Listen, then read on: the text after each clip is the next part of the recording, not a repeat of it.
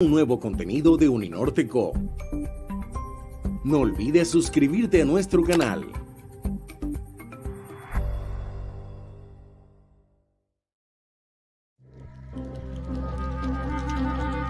Existe un lugar en el Caribe donde el conocimiento converge con la pasión.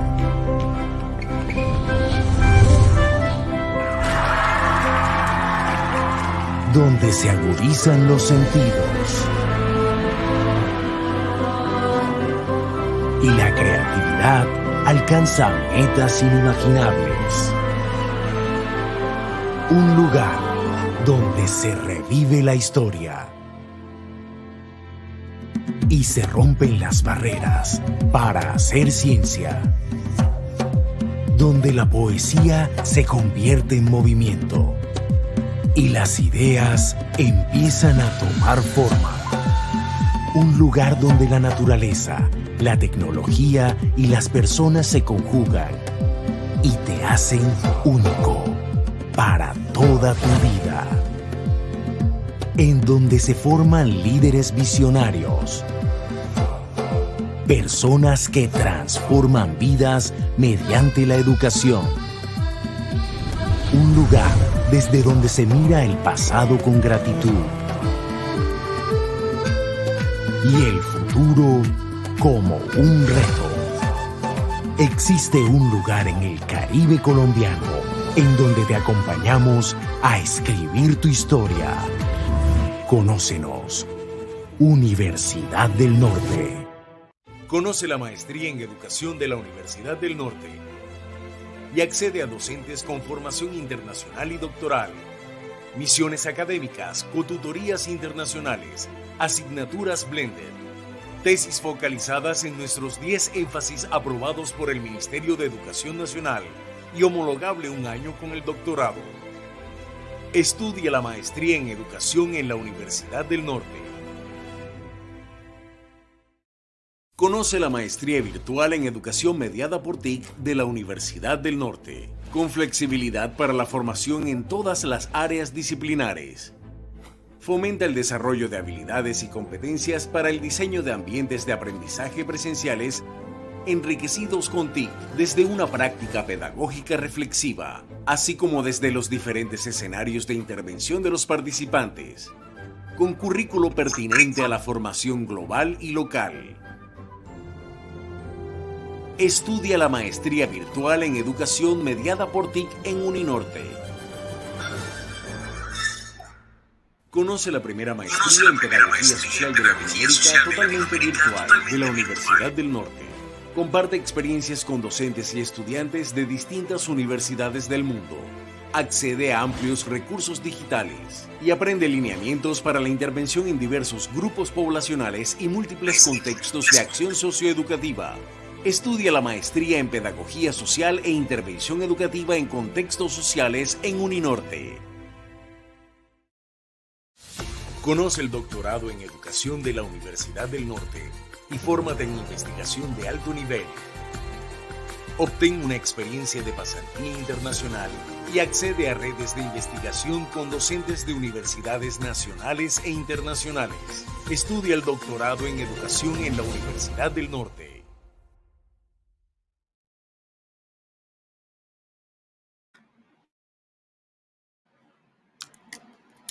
Muy buenos días a todos.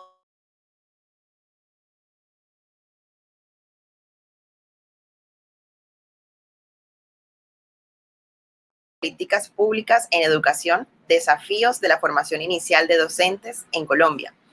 Esta iniciativa, que es liderada por el Observatorio de Educación del Caribe colombiano y el Instituto de Estudios en Educación de la Universidad del Norte, invita a la reflexión, diálogo y la articulación entre la comunidad educativa, la academia y la sociedad civil. Todo esto en torno al conocimiento científico sobre la calidad educativa.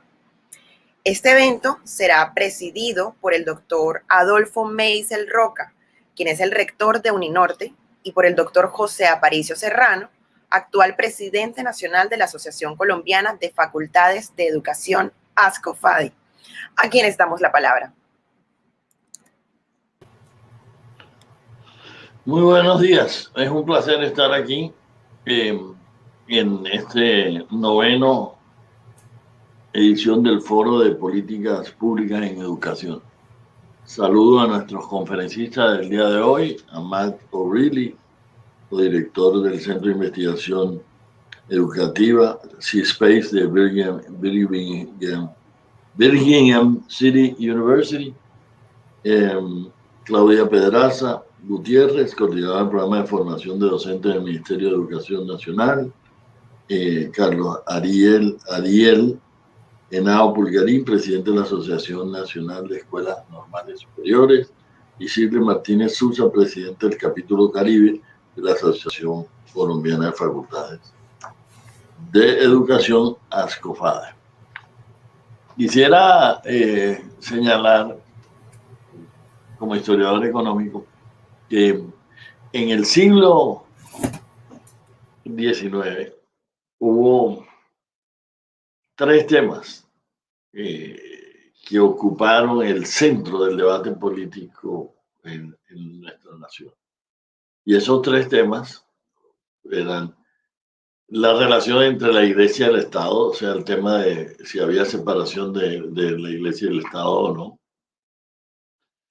El tema de la tierra, del acceso a la tierra por parte de que toda la tierra pudiera estar o no estar en el mercado, como había un porcentaje importante de las tierras que estaban o lo que se llamaban los bienes de manos muertas, o eran propiedad de la Iglesia Católica y por lo tanto no circulaban en el mercado, o tenían lo que se llamaban préstamos a ascenso, que eran unos préstamos hipotecarios y no redimibles en muchos casos, perpetuos, y lo que hacía que tampoco circularan esas propiedades. Y había algunas propiedades excluidas del mercado, como los recuerdos indígenas. Y los liberales buscaron ampliar esos mercados, que se pudieran transar, comprar y vender las tierras. En eso se avanzó bastante. Una de las grandes reformas del siglo XIX, muy controvertida, pero sobre la cual he escrito con un colega historiador, Roberto Luis Jaramillo, y mostramos que fue en términos del impacto económico, fue una de las grandes reformas liberales del siglo XIX, lo que se llamó la desamortización de los bienes de manos muertas, pues, que era básicamente expropiar a la Iglesia Católica sus tierras y sus bienes urbanos y venderlos. Y el Estado se quedaba con esos recursos. Después hubo una pequeña indemnización, pero no tuvo mayor importancia esa indemnización. Y el otro tema central en los debates políticos fue el tema de la educación, el tema de la posibilidad de tener una educación laica y de calidad ofrecida gratis por el Estado a todos los ciudadanos. En esto último no se avanzó. De hecho, se fracasó, diría yo. En 1870, un gobierno liberal de avanzada para la época, lo que se llamaban los liberales radicales, consideraron que había que quitarle el monopolio de la educación a la Iglesia Católica, considerando que parte del problema de la calidad en ese momento de la educación tenía que ver que estaba en manos de la Iglesia Católica, era la que impartía la educación a la mayoría de los colombianos. Y por supuesto había casos de excelencia manifiesta, como en el caso de los jesuitas, grandes educadores, con grandes universidades en el mundo y colegios. Pero también había algunas, o en la mayoría de los casos, no se daba ese tipo de excelencia. En el caso, por ejemplo, de las niñas, típicamente iban a la escuela a aprender a rezar el rosario, a tejer, a cocinar, a remendar, a los diferentes oficios que las preparaban para un matrimonio temprano y tener muchos hijos, pero no para ingresar activamente al mercado laboral, ni a las universidades, donde pues, por supuesto sabemos que no iban las mujeres. Entonces, los liberales radicales consideraron que había llegado el momento de tener una educación básica en Colombia de excelencia y buscando en el mundo donde había un modelo a seguir. Encontraron que lo que se concebía como el mejor sistema de educación primaria en ese momento en el mundo era el sistema alemán. Y invitaron a una misión de pedagogos alemanes muy jóvenes para que en Colombia tenía 9 estados federales, incluyendo Panamá, y que en cada estado federal fuera un alemán y organizar una escuela normal donde se iban a formar las nuevas generaciones de maestros formados profesionalmente. Esa misión llegó en 1871.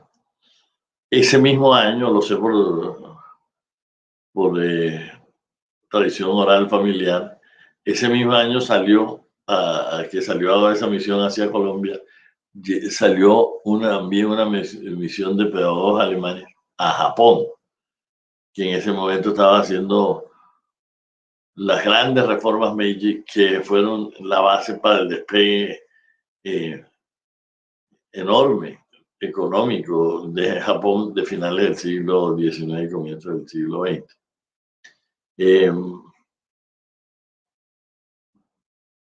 Y en Japón funcionó eso. Cuando uno lee sobre la reforma Meiji y en los libros de texto hablan de uno de los factores del éxito de esa reforma fue que lograron establecer el sistema alemán de educación primaria, que era excelencia, una educación laica de excelencia ofrecida por el Estado. Digo que yo sabía de la visión japonesa antes de leer los libros de texto, que los leí cuando estudié desarrollo económico en el doctorado en economía, porque yo desciendo de uno de los 9 profesores alemanes que llegó a Colombia en 1871. Mi bisabuelo Karl Meissel fue asignado al estado del Magdalena. Vivió en Santa Marta unos 4 o 5 años y montó ahí en Santa Marta la primera escuela normal del Magdalena.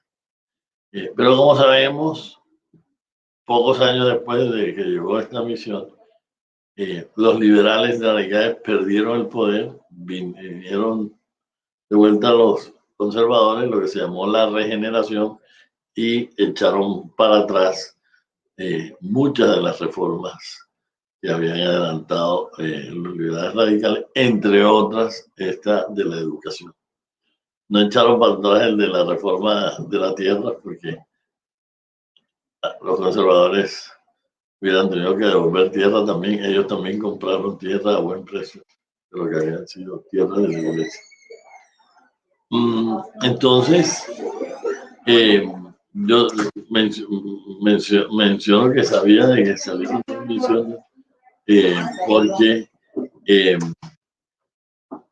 había a mi bisabuelo, cuando terminó la universidad, pues buscó trabajo y le ofrecieron 2 posibilidades: o se iba para Japón o se iba para Colombia.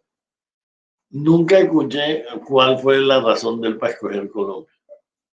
Entonces yo siempre digo que de pronto hoy en día estaría con los ojitos así, dando clases en la Universidad de Kioto o algo así. Pero bueno, eh,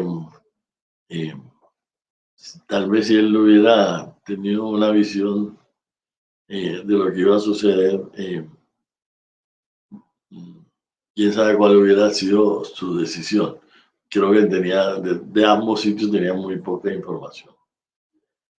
Lo otro que quisiera señalar es que ya el tema de la tierra, y a algunos esto les puede parecer controvertido, el tema de la tierra en el siglo XXI ya no es un tema fundamental para el desarrollo económico de Colombia. Esto le puede sorprender a alguna gente, pero no es fundamental porque en Colombia hoy en día, más o menos del Producto Interno Bruto, el 8% es el PIB agropecuario. El grueso de Colombia, de Colombia hoy en día es un país urbano. La mayoría de los colombianos vivimos en las ciudades. No tenemos relación directa con la tierra. La mayoría de los colombianos estamos en el sector secundario y terciario, no en el sector agropecuario. Entonces, y si uno reparte el tema, uno de los temas que se discutió mucho en el siglo XIX y sobre todo en el siglo XX fue el de la reforma agraria. Este es un país tremendamente desigual en el ingreso, en la riqueza. Y en el siglo XX, pues lo que se planteaba era la fuente principal de desigualdad en la riqueza y el ingreso es el acceso a la tierra. Entonces hay que hacer reformas agrarias y darle tierra a los campesinos porque así se mejora, entre otras, la distribución del ingreso. Hoy en día, en Colombia, si uno reparte, hace una reforma agraria, no afecta a la distribución del ingreso, sino marginalmente. Eso no quiere decir que sea importante hacer reforma agraria, que hay que mejorar la distribución de la tierra, pero eso lo que quiere decir es que no es fundamental para mejorar la distribución del ingreso. Porque pónganse a pensar, si el PIB agropecuario es el 8% del sector, el agropecuario es el 8% del PIB total, Producto Interno Bruto. Lo que rinde la tierra será, digamos, el 1% del PIB.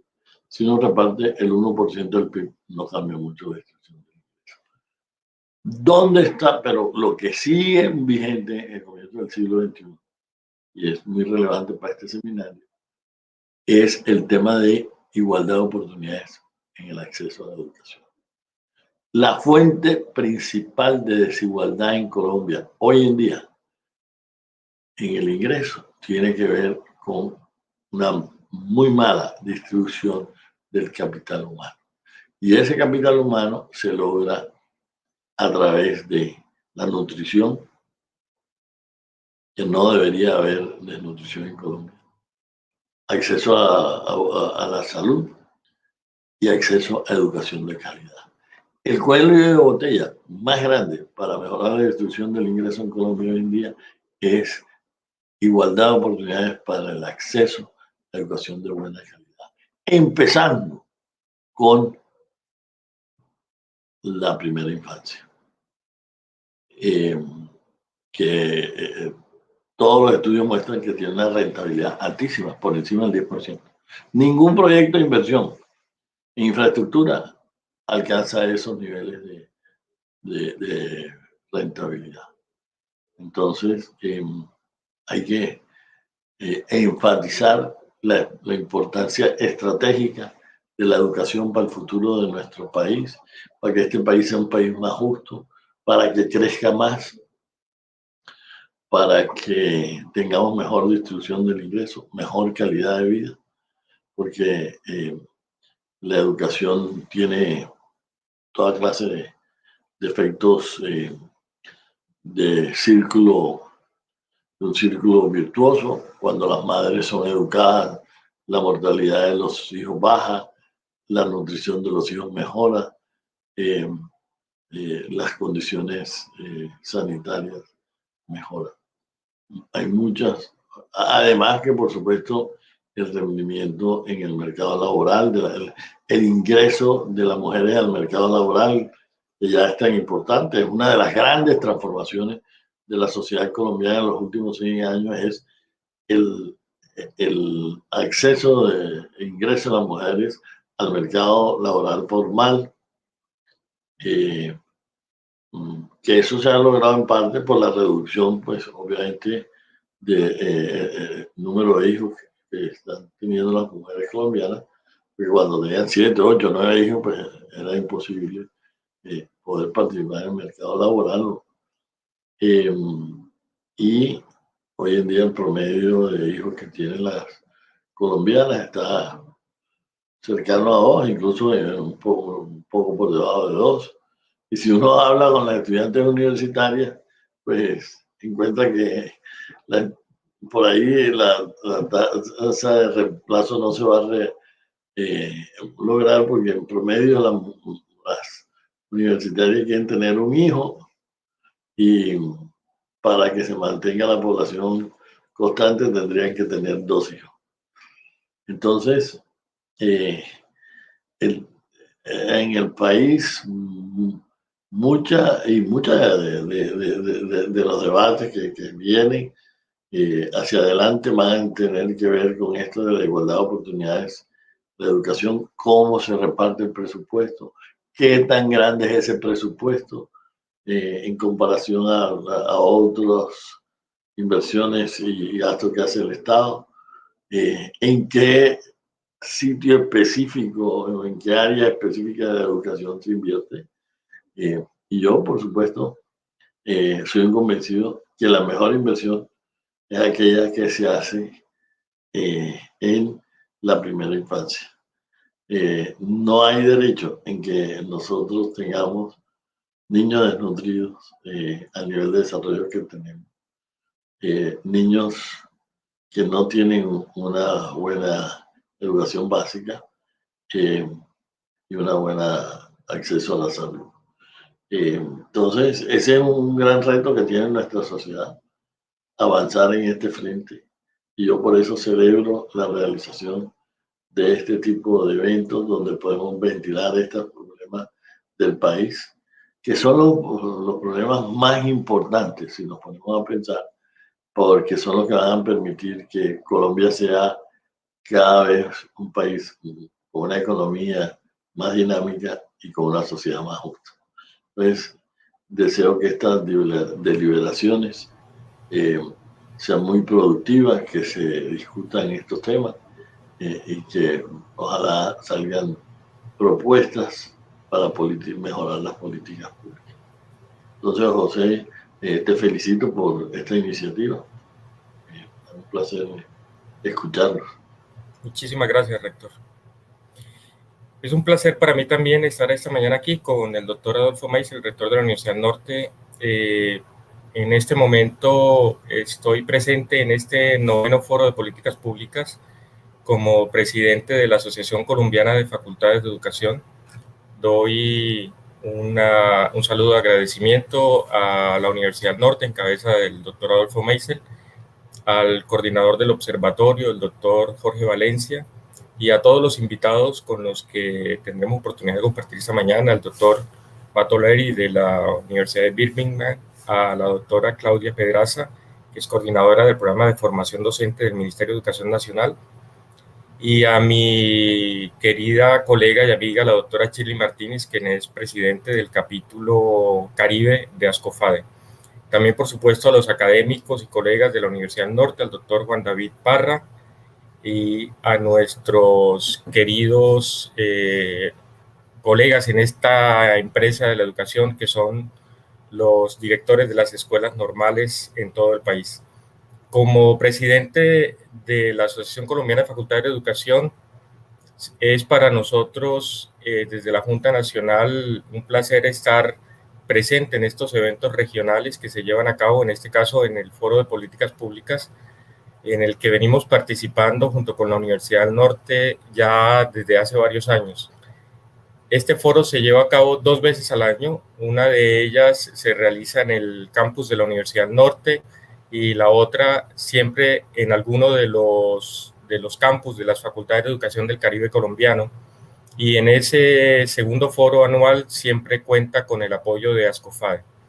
En esta ocasión lo que estamos haciendo representa pues al mismo tiempo una tristeza porque no podemos estar allí presentes en alguna facultad de educación del Caribe, pero también una oportunidad porque se extiende este foro a todos aquellos que puedan vernos virtualmente en el país y en el exterior.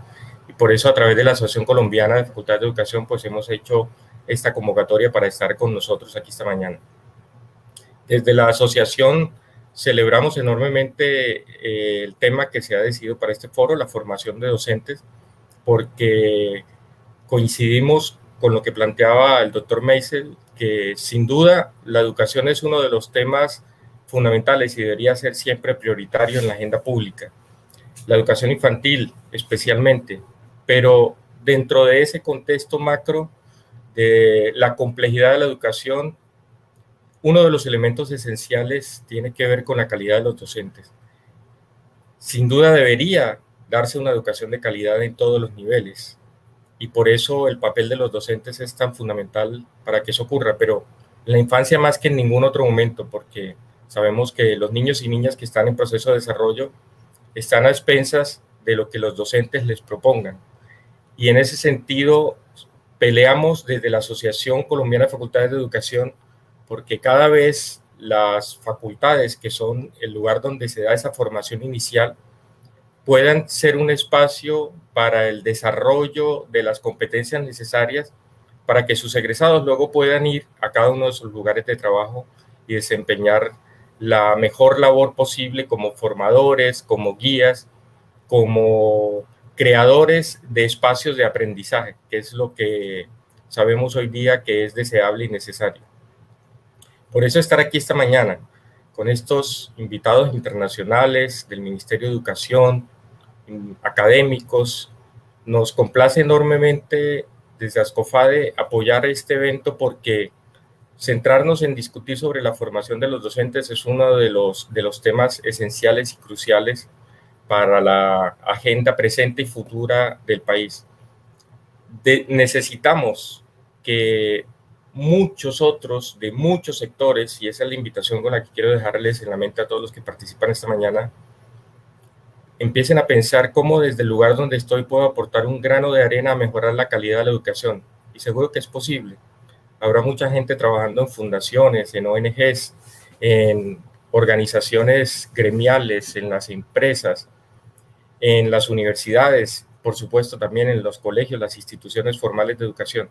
Y desde cada una de las labores que ustedes realizan, con seguridad, están aportando y pueden seguir aportando un grano de arena importante para mejorar la educación. Ascofade lo hace preocupándose por la calidad de la formación de los licenciados y en eso estamos trabajando con nuestros 7 capítulos regionales, en este caso presentes en este capítulo de la Costa Caribe que asocia 15 facultades de educación en la Costa Caribe y estamos por supuesto preguntándonos cuáles son las condiciones de una educación de calidad para licenciados. Y esa es una de las discusiones que nos preocupa enormemente. Queremos trabajar en alianza con todas las universidades del país, pero por supuesto también con el Ministerio de Educación Nacional. Por eso celebramos que la doctora Pedraza esté presente en este foro esta mañana. Queremos trabajar con las fundaciones, que son un elemento fundamental, aquellas que trabajan en el ámbito de educación y que aportan también un conocimiento esencial para construir. Y queremos en general con toda la población de las comunidades educativas, los padres de familia, los líderes comunitarios, los estudiantes, por supuesto, movilizarlos a que sean vigilantes de la calidad y que estén siempre comentándonos las propuestas, las ideas que creen van a servir para que en este momento lleguemos a consolidar las ideas que necesitamos para dar ese salto fundamental en la calidad de la educación. Agradezco mucho a la Universidad del Norte y al Observatorio de Educación por permitirnos, como la Asociación Facultad de Educación del país, estar presentes y a todos los que esta mañana van a estar aquí pues que sea un espacio de aprendizaje, de aporte y de construcción conjunta. Muchas gracias y que disfruten la jornada.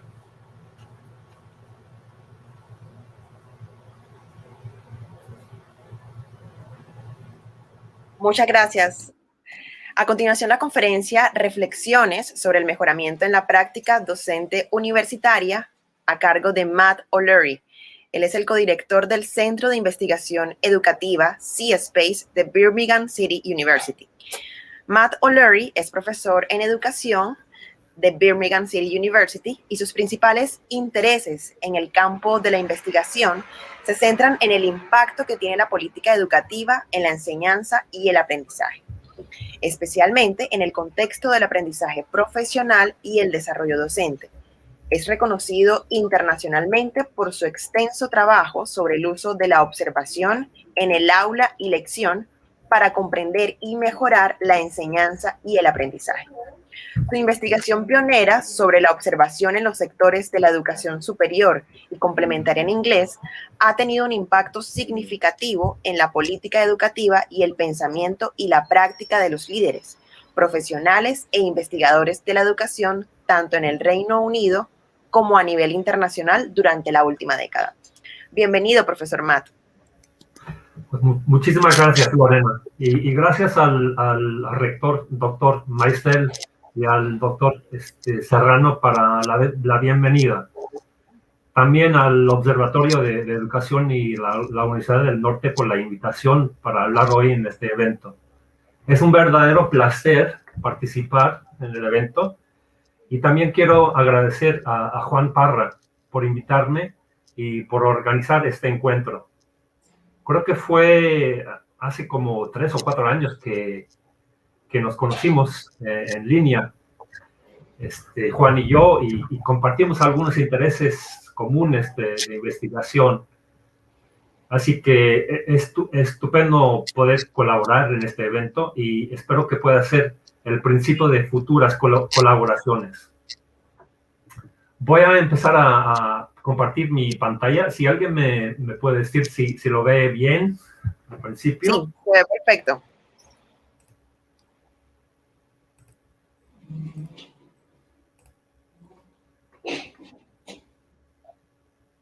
¿Sí se ve bien? Sí, perfecto. Excelente. Cuando Juan me contactó por primera vez para participar en este evento, me preguntó si hablaba español. Yo le respondí que sí, hablo español, ya que pasé 4 años maravillosos viviendo en México en los años 90. Pero eso fue hace más de 25 años y no tengo muchas oportunidades para practicarlo hoy en día. Sin embargo, me gustan los desafíos y estaba decidido a comprometerme a hacer esta presentación en español. Entonces, si hay ocasiones en las que mi lenguaje me falla, por favor, tenga paciencia conmigo.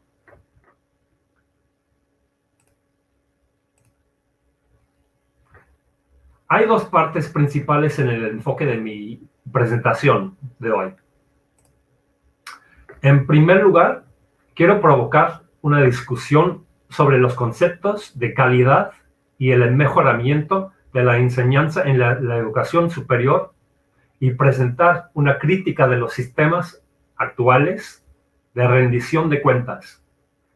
El argumento que quiero presentar en relación con estas prácticas dominantes es que epistemológicamente y metodológicamente su aplicación no solo es inapropiada e inadecuada, sino que también son filosóficamente defectuosas e inherentemente incapaces de producir mejoramientos significativos y sostenibles en la enseñanza y el aprendizaje, y además obstruyen dicho mejoramiento.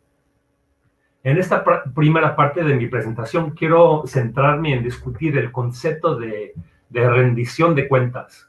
Quiero explicar lo que entiendo y quiero decir cuando utilizo el término rendición de cuentas gerencialista y cómo, mediante el uso de herramientas como métricas de desempeño, los sistemas de rendición de cuentas gerencialista pueden poner en funcionamiento la ideología neoliberal que continúa dominando el pensamiento y la política educativa en el Reino Unido y en muchos otros países. Después de haber presentado esta crítica de los sistemas actuales de rendición de cuentas, la segunda parte de mi presentación cambia el enfoque para considerar alternativas a estos conceptos, basadas en la colaboración, la responsabilidad profesional y la confianza. En otras palabras, proponer el caso de formas alternativas de rendición de cuentas. Para ayudar a contextualizar esto, quiero usar los hallazgos de algunos proyectos recientes que hice como ejemplos ilustrativos. Quiero empezar ahora con un poco de contexto sobre la situación en el Reino Unido, que déjenme decirles que hoy tiene que ser uno de los días más calurosos en años en Inglaterra. Así que si me veo un poco rojo, es porque el clima es increíblemente caluroso. Bueno.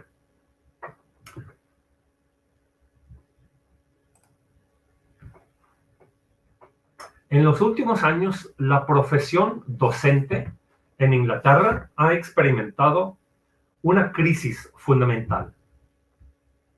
Es una doble crisis de reclutamiento y de retención de profesores.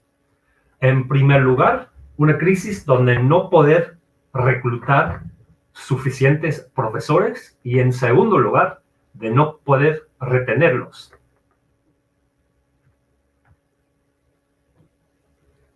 Y desafortunadamente, las historias, como las que puedes ver en esta diapositiva, se han vuelto demasiado comunes durante la última década en las noticias. Menos profesores están logrando una carrera completa en una profesión cada vez más exigente. Las tasas de retención de profesores al inicio de sus carreras son particularmente preocupantes. Por ejemplo, la tasa de retención de maestros en sus primeros 3 años cayó del 80% en 2011 al 73% en 2017. Y la tasa de 5 años cayó del 73% en 2011 al 67% en 2017. La vida cotidiana de los profesores y estudiantes en las escuelas y universidades está determinada cada vez más por las exigencias extrínsecas del desempeño, la competencia y la comparación, lo que resulta en niveles de estrés cada vez mayores.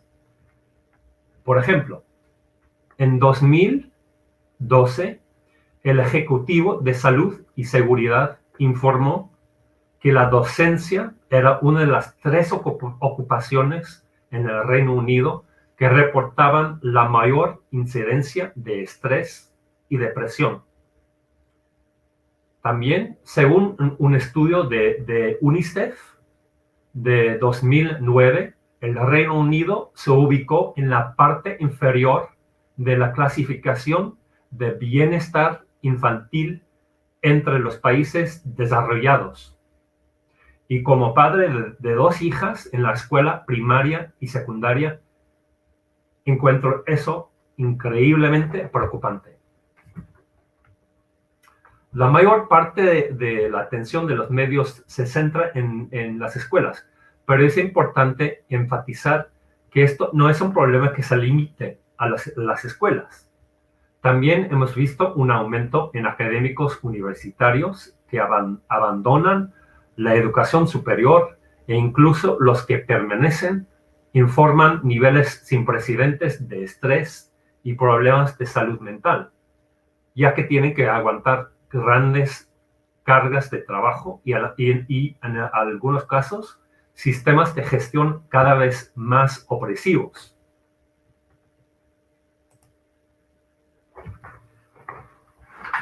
Históricamente, la docencia ha ocupado la periferia de la agenda política en la educación superior, siendo la investigación el foco prioritario y el punto de referencia dominante contra el cual medir la calidad del trabajo de los académicos. La investigación de alta calidad y el prestigio asociado a ella se ha considerado durante mucho tiempo como el estándar de oro para reconocer y recompensar la excelencia académica, además de tener un impacto en la contratación de personal y estudiantes a nivel internacional. Pero en las últimas décadas, la economización y la mercantilización y la masificación de la educación superior han contribuido a la creación de un entorno cada vez más competitivo, con instituciones obligadas a competir entre sí por los estudiantes.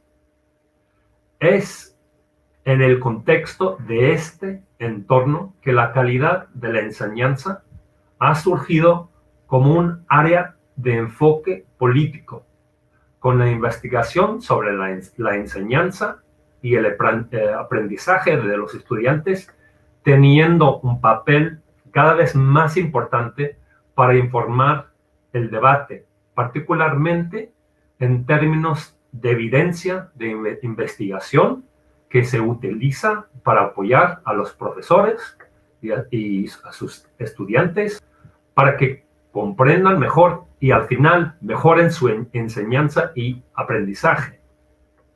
Y hay dos imágenes específicas en esta diapositiva que son de particular importancia para el sistema de educación superior en el Reino Unido.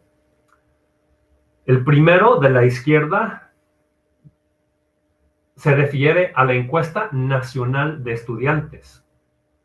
Y el de abajo, con las medallas, se refiere al marco de excelencia docente, un sistema que fue introducida hace unos años en el Reino Unido, que se llama en inglés Teaching Excellence Framework. Estos dos instrumentos son muy influyentes en el sistema británico en cuanto a medir la calidad y la excelencia en la educación superior.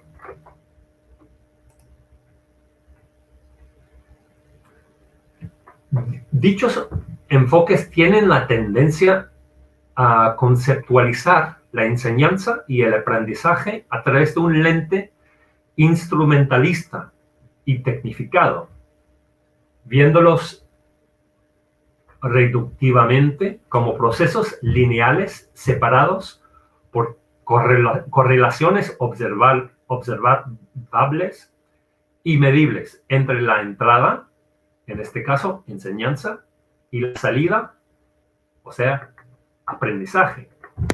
Estos enfoques también tienden a generar o probar criterios de desempeño que se utilizan para evaluar y codificar la calidad de la enseñanza y el aprendizaje en consecuencia, con una dependencia excesiva de sistemas lineales de datos de desempeño cuantitativos que atomizan la complejidad de la interrelación entre enseñanza y aprendizaje, en una manera que no solo es reduccionista, sino también descontextualizada.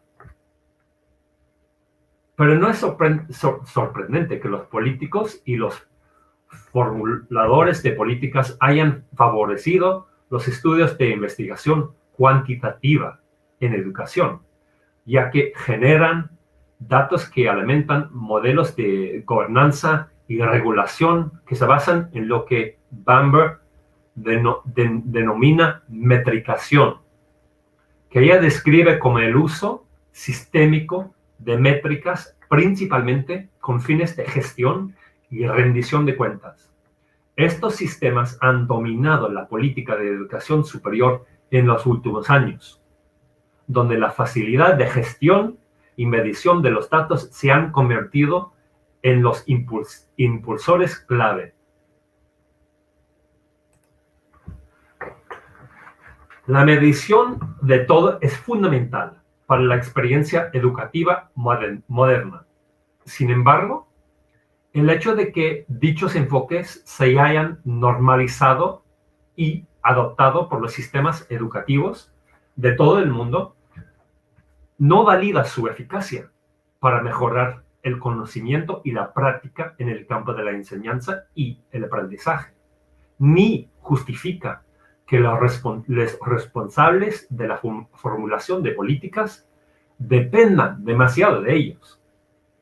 En su crítica de lo que él denomina el movimiento de práctica educativa basada en la evidencia de lo que funciona, o como lo decimos en inglés, of what works, el académico bélgico Geert Wista dice que, aunque el desempeño de muchos aspectos del sistema educativo se mide con mucho detalle y con mucha precisión y sofisticación estadística, la pregunta que queda es si esto nos acerca más a la comprensión del valor de los procesos y prácticas que se están midiendo.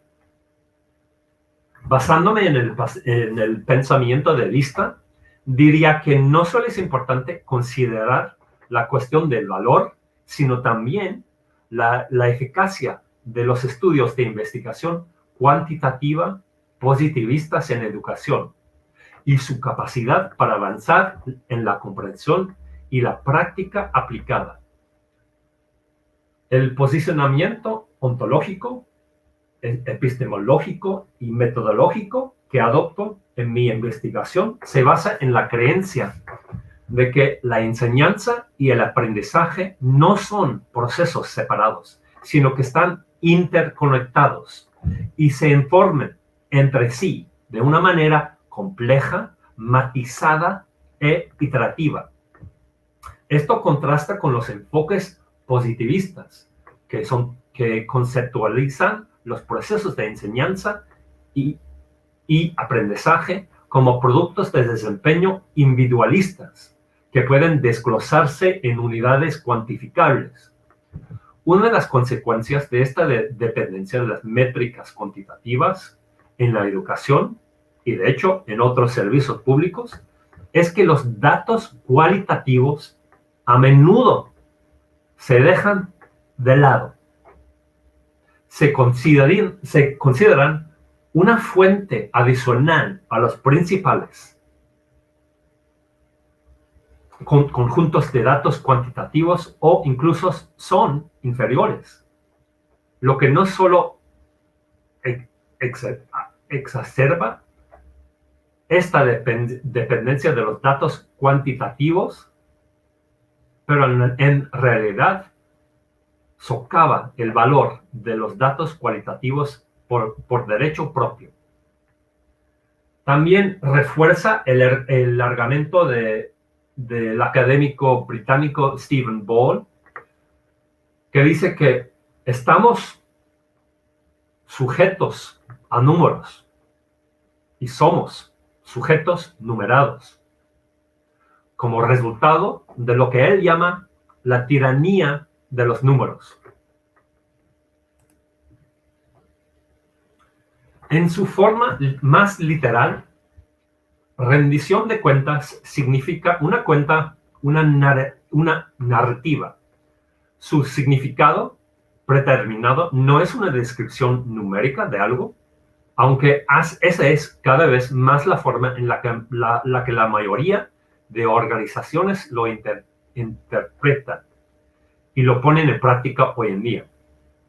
La rendición de cuentas es un elemento ineludible e incuestionable de la vida laboral de todos.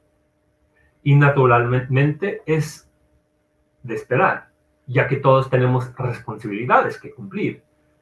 Y en el caso de los maestros, esas responsabilidades tienen un papel muy importante que desempeñar en la configuración del desarrollo de sus estudiantes y sus oportunidades futuras y trayectorias profesionales.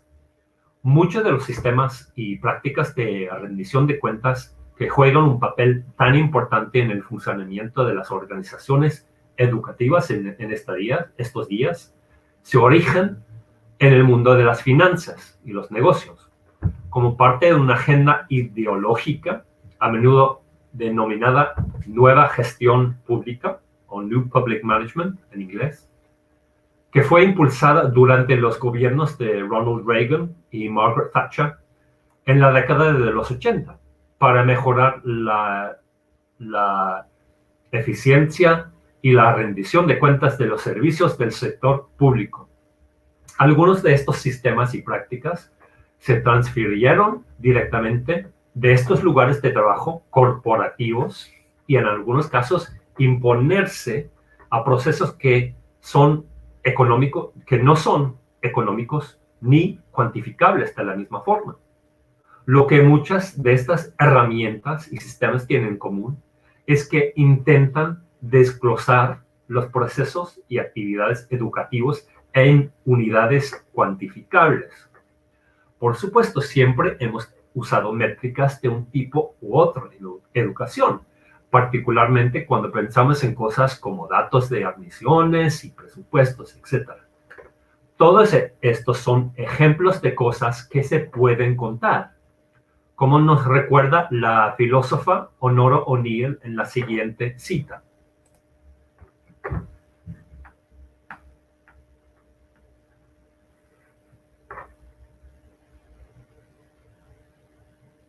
O'Neill sostiene que los sistemas de rendición de cuentas generan menos confianza en la sociedad debido a los objetivos externalizados. Con los sistemas de evaluación impuestos, los profesionales no tienen incentivos para pensar por sí mismos sobre cómo mejorar las cosas. En los últimos años, todas las áreas de educación han sido consumidas por una máquina de métricas. En la medida en que la enseñanza, el aprendizaje y la investigación ahora han sido colonizados y se rigen en gran medida por métricas. Se asignan valores cuantitativos a casi todos los aspectos de la experiencia de enseñanza y aprendizaje, con el objetivo de monitorear y medir la productividad y el impacto y el desempeño de evaluación comparativa, etc. Independientemente de si estos fenómenos se prestan a ser cuantificadas de esta manera o no.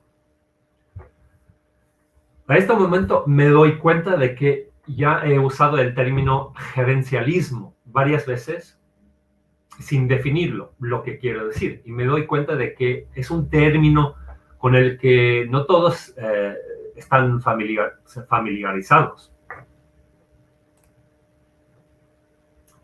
Wallace and Hoyle define el managerialismo, el gerencialismo, como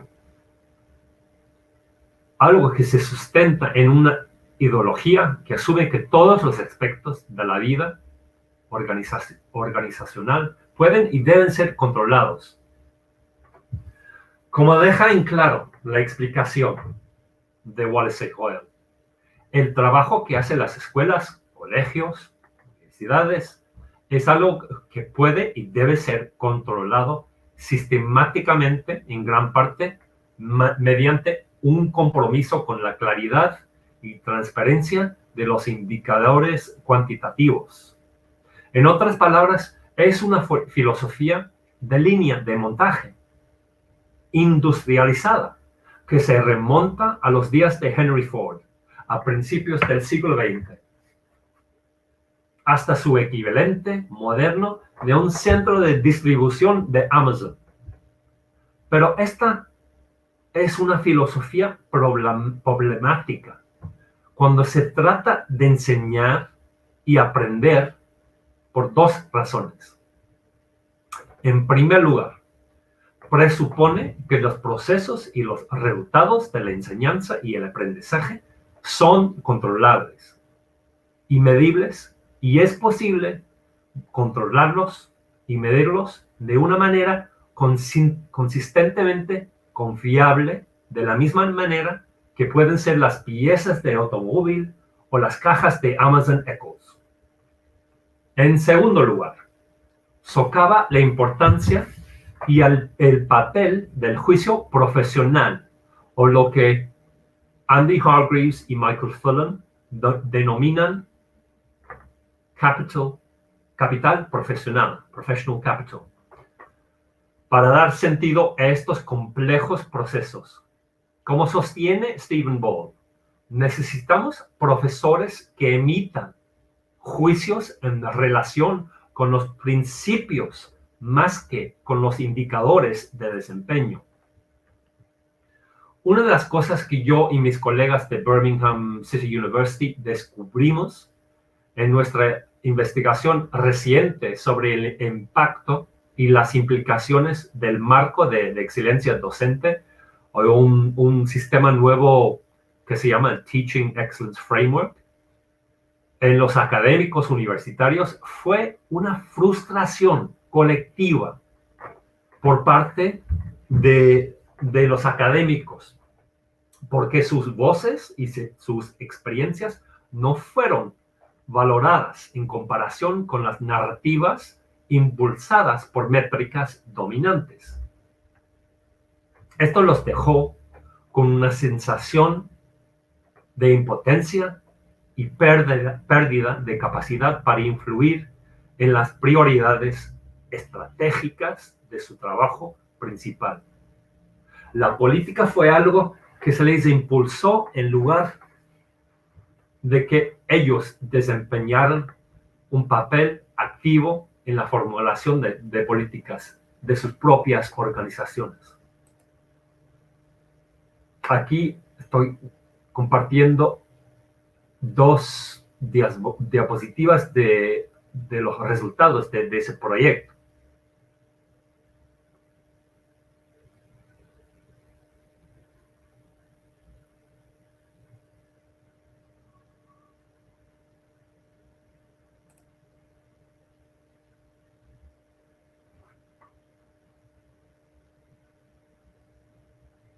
Uno de los resultados de la introducción de esta política, este sistema nuevo de Teaching Excellence Framework, ha sido un incremento bastante grande en los sistemas de rendición de cuentas, en sistemas de monitorear el trabajo del personal académico.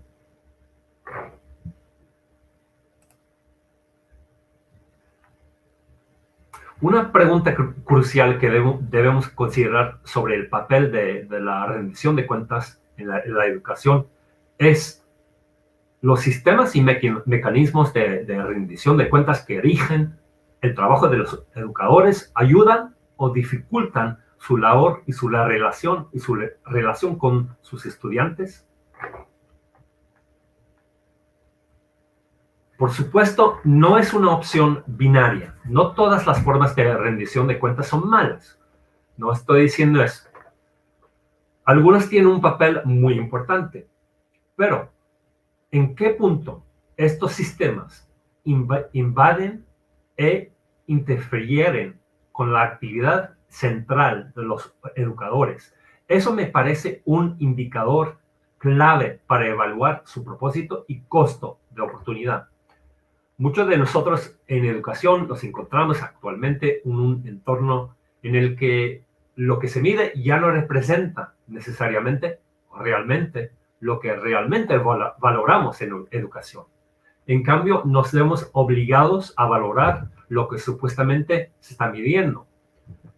Por lo tanto, se crea un círculo vicioso en el que la política y la práctica se estancan en una rutina conceptual y operativa, ya que terminan haciendo más de lo mismo, es decir, midiendo o intentando medir la actividad relacionada con la enseñanza y el aprendizaje, sin tener un impacto tangible en el avance del conocimiento y posteriormente mejorar la enseñanza y el aprendizaje.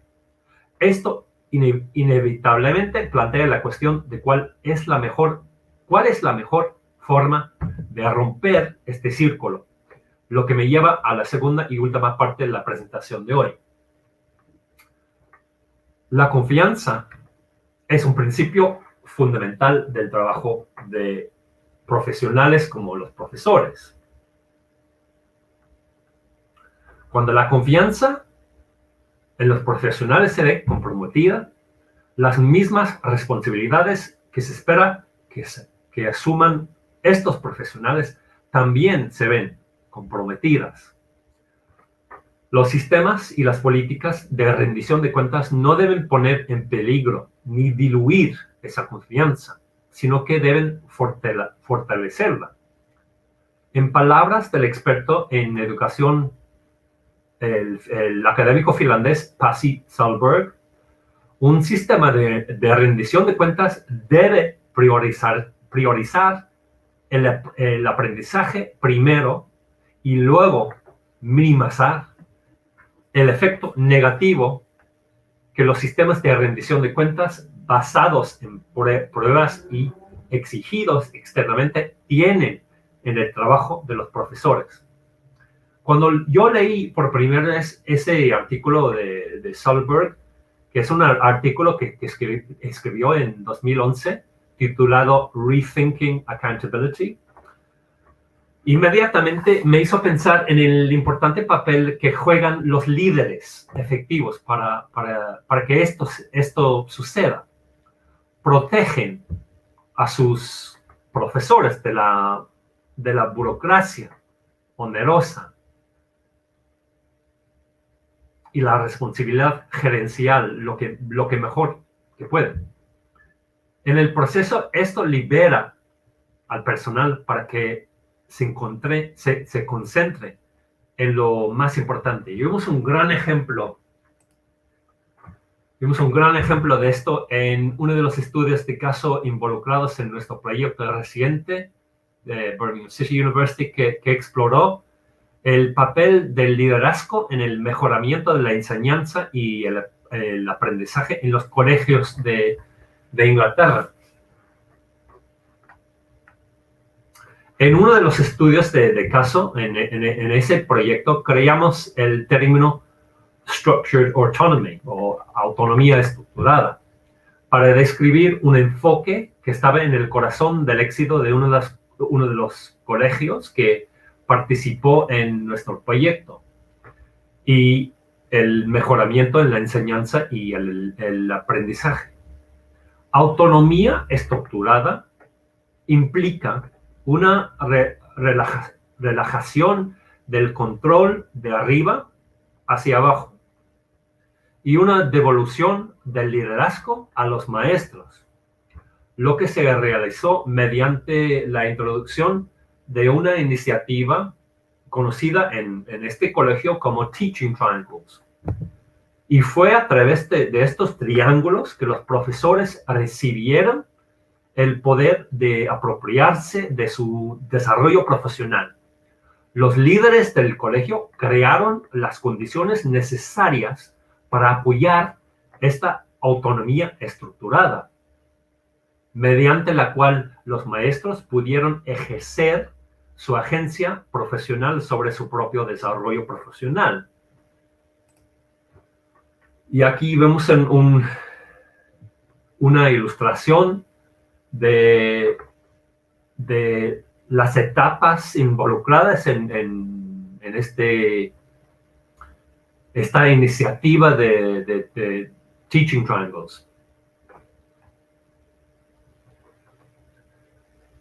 Parte de este esta iniciativa, la filosofía de este colegio fue un espíritu colectivo y colaborativo que estaba en el corazón del enfoque del colegio para mejorar la calidad de la enseñanza. Pero es importante enfatizar que no se implementaron soluciones mágicas o soluciones rápidas en este colegio. Este fue parte de un viaje gradual, sin prisas, hacia el mejoramiento. Una de las principales razones por qué este colegio ha logrado mejorar la calidad de la enseñanza y en torno al aprendizaje es porque ha invertido filosóficamente, estratégicamente y operativamente en la creación de una cultura significativa y sostenible de profesionalismo colaborativo entre sus profesores. En el corazón de la conceptualización del mejoramiento articulado por los líderes del colegio está la creencia de que los profesores están en la mejor posición para mejorar su práctica y la colaboración con colegas es esencial para provocar cambios y mejoramientos significativos y sostenibles en su práctica. Como revelaron los datos de la investigación que recopilamos, el aprendizaje recíproco que puede ocurrir cuando los colegas colaboran pueden tener un impacto poderoso en el pensamiento y la práctica de profesores.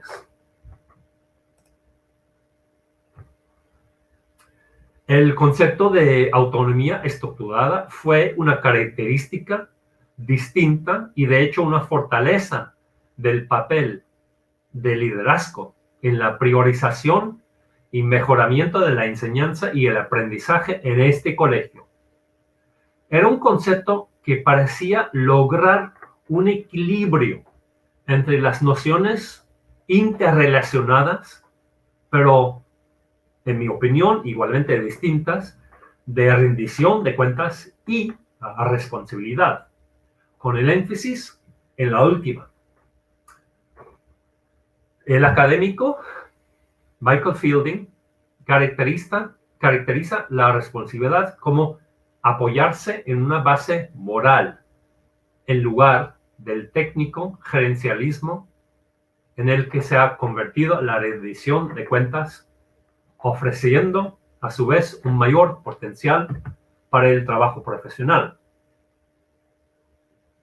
Por lo tanto, la responsabilidad es un concepto relacionado con la rendición de cuentas, pero enfatiza la necesidad de un comportamiento ético y profesional con enfoques democráticos para trabajar con los demás.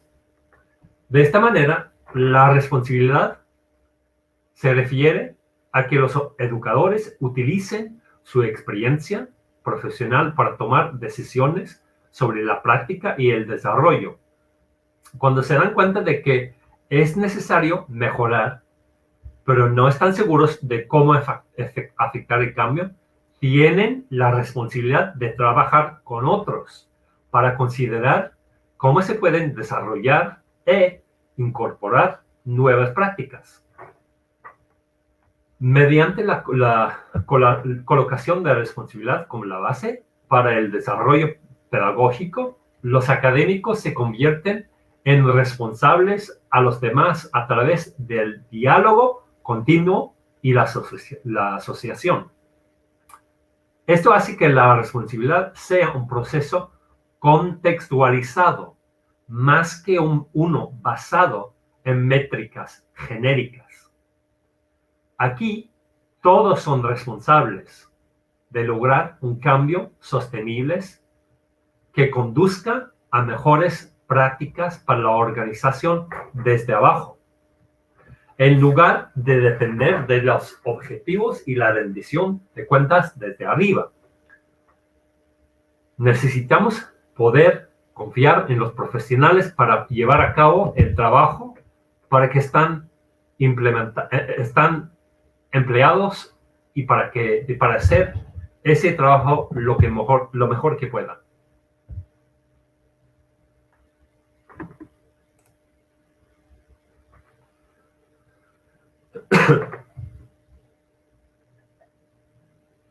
Vivimos en un mundo donde la rendición de cuentas es una parte integral del trabajo de todos.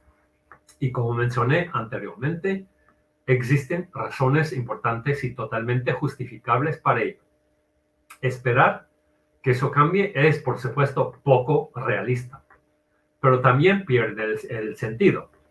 Esto requiere un replanteamiento de la noción de rendición de cuentas, más inteligentes que se basen en datos tanto cualitativos como cuantitativos, que combinan fuentes de datos y sistemas internos y externos, y que se alejen de los modelos de rendición de cuentas autocráticos y de arriba hacia abajo, que son más inclusivos y involucran la responsabilidad de las personas, es decir, maestros, estudiantes, líderes.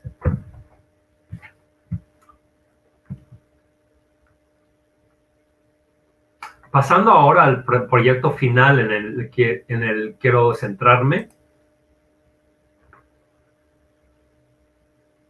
Esto fue un proyecto de duración de 2 años, que incluyó 5 estudios de caso de programas de pregrado de la Facultad de Ciencias de la Salud, Educación y Vida en Birmingham City University. Y como parte de este proyecto, reclutamos un grupo de maestros, de académicos y un grupo de estudiantes de estos programas. En cada estudio de caso, tuvimos 2 miembros del personal docente académico y 2 estudiantes trabajando juntos como una colaboración. Y usamos como nuestro punto de referencia un ciclo de observación que creamos.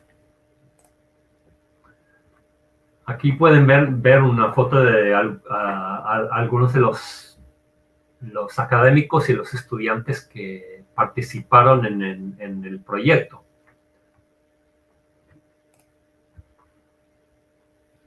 La cuestión central de nuestra investigación fue cómo podemos crear y fomentar una práctica auténtica y sostenible que involucre a los estudiantes y demás actores educativos para generar de manera colaborativa experiencias de enseñanza y aprendizaje significativas.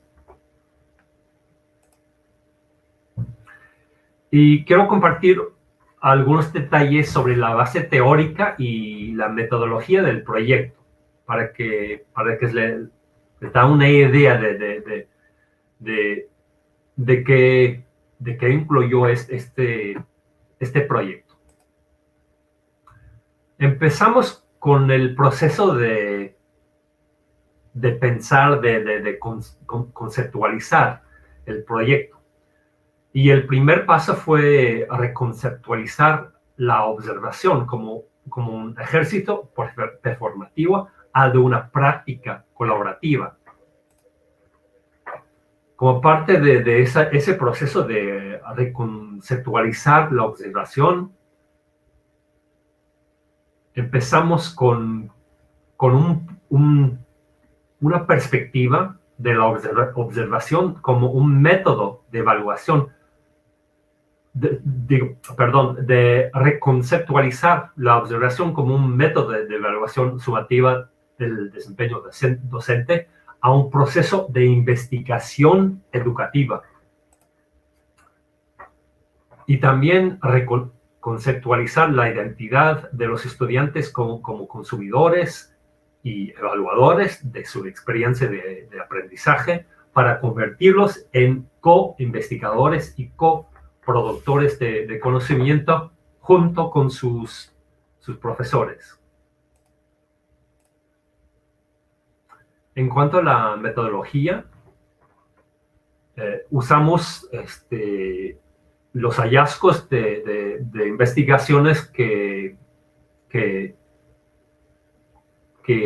cumplimos hace unos años, basados en el campo de observación y el valor de los modelos de observación entre iguales frente a los modelos impulsados por la gestión basada en el resultado. También usamos una de las ideas de Stephen Brookfield, del practicante críticamente reflexivo, y de la teoría de la enseñanza y el aprendizaje, de ver esos procesos como una actividad socialmente situada. También fue muy importante crear un entorno seguro, de confianza y colaborativo entre el personal académico y los estudiantes. Y por último, usamos el concepto de Bowden y Martin de conciencia colectiva. Ese concepto se explica en mucho detalle en este libro que ven en la diapositiva.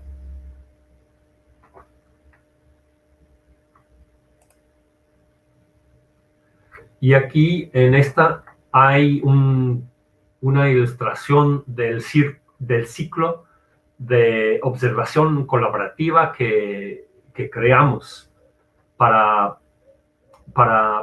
poder poner en plazo la metodología del proyecto. Y al final hay varias referencias, varios artículos, si alguien quiere saber un poco más de cómo funcionó esta metodología. Pero ahora estoy consciente del tiempo y quiero pasar a uno de los hallazgos de este proyecto.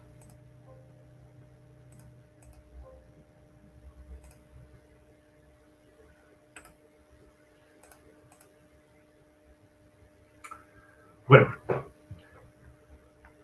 aprender sobre la enseñanza y el aprendizaje a través de la colaboración depende de diferentes procesos.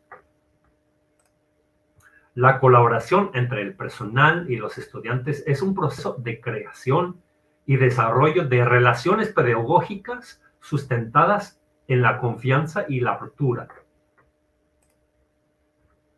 Es un proceso de desarrollo de la comprensión de la enseñanza y el aprendizaje y articulación de la comprensión a través del discurso compartido.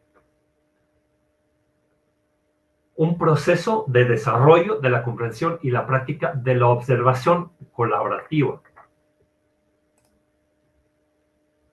Y un proceso de desarrollo de una comprensión de la conciencia en el aula. Nosotros generamos ese término lo que decimos en inglés classroom consciousness, basando nuestro pensamiento en el trabajo de Bowden y Martin de conciencia colectiva. Inventamos este término para expresar el discurso compartido entre los maestros, el personal académico y los estudiantes en entender sus experiencias. Hay que decir que también tuvimos algunos retos durante ese proyecto, más que nada el tiempo. O sea, que cómo organizar estos grupos en cuanto a encontrar tiempo que fue conveniente para todos Y como sabemos, eso es algo muy difícil cuando tenemos horarios muy llenos, con muchas responsabilidades. También en cuanto al acto de observar, una cosa que fue muy interesante para nosotros, el hecho de que el acto de observar no es un instinto en el contexto de educación, sino una habilidad que necesita practicar, que requiere una forma de introducir la filosofía, igual que la práctica, pero al mismo tiempo hay que dejar tiempo para practicarlo.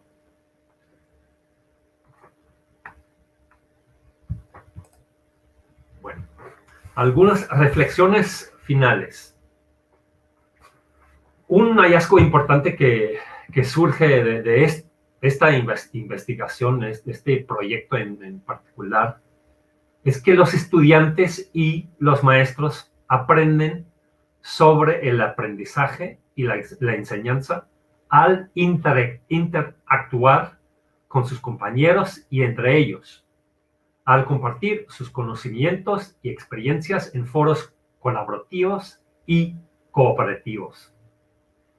La enseñanza y el aprendizaje a nivel de curso son prácticas intrínsecamente situadas socialmente. Por lo tanto, tienen sentido que cualquier intento de mejorar la comprensión y el mejoramiento de estas prácticas se sirve mejor permitiendo que sus participantes claves sean parte de una comunidad colectiva en la que se les anima a participar en un proceso de conocimiento pedagógico, dialéctico y desarrollo de relaciones.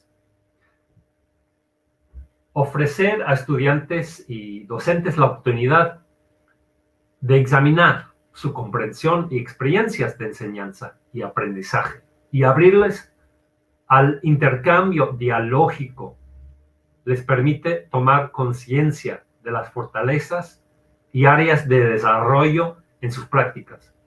En el contexto de la enseñanza y el aprendizaje, en lugar de medir y juzgar el desempeño de estudiantes y profesores, utilizando indicadores de desempeño nacionales e institucionales como el Teaching Excellence Framework, enfoques como nuestro modelo de observación colaborativa, crean espacios compartidos en los que estudiantes y profesores pueden participar en un diálogo pedagógico reflexivo sobre su aprendizaje y enseñanza en el aula. Y un pensamiento final. Yo creo que es hora de reinventar los sistemas de rendición de cuentas y de mejoramiento para pasar de aquellos que se basan en modelos deficitarios de responsabilidad a aquellos que promueven la responsabilidad y la confianza profesional. Necesitamos tener más fe en la pericia profesional, en la experiencia de los maestros, para brindar las mejores condiciones posibles que les permitan prosperar y a su vez a sus alumnos. Después de todo, ellos son los que están mejor situados para saber lo que necesitan para desarrollar y aprender. Sin duda, la contribución más valiosa que puede proporcionar un sistema de responsabilidad inteligente son las condiciones óptimas para que esto suceda. Gracias por su atención y los dejo con una lista de lecturas adicionales y referencias.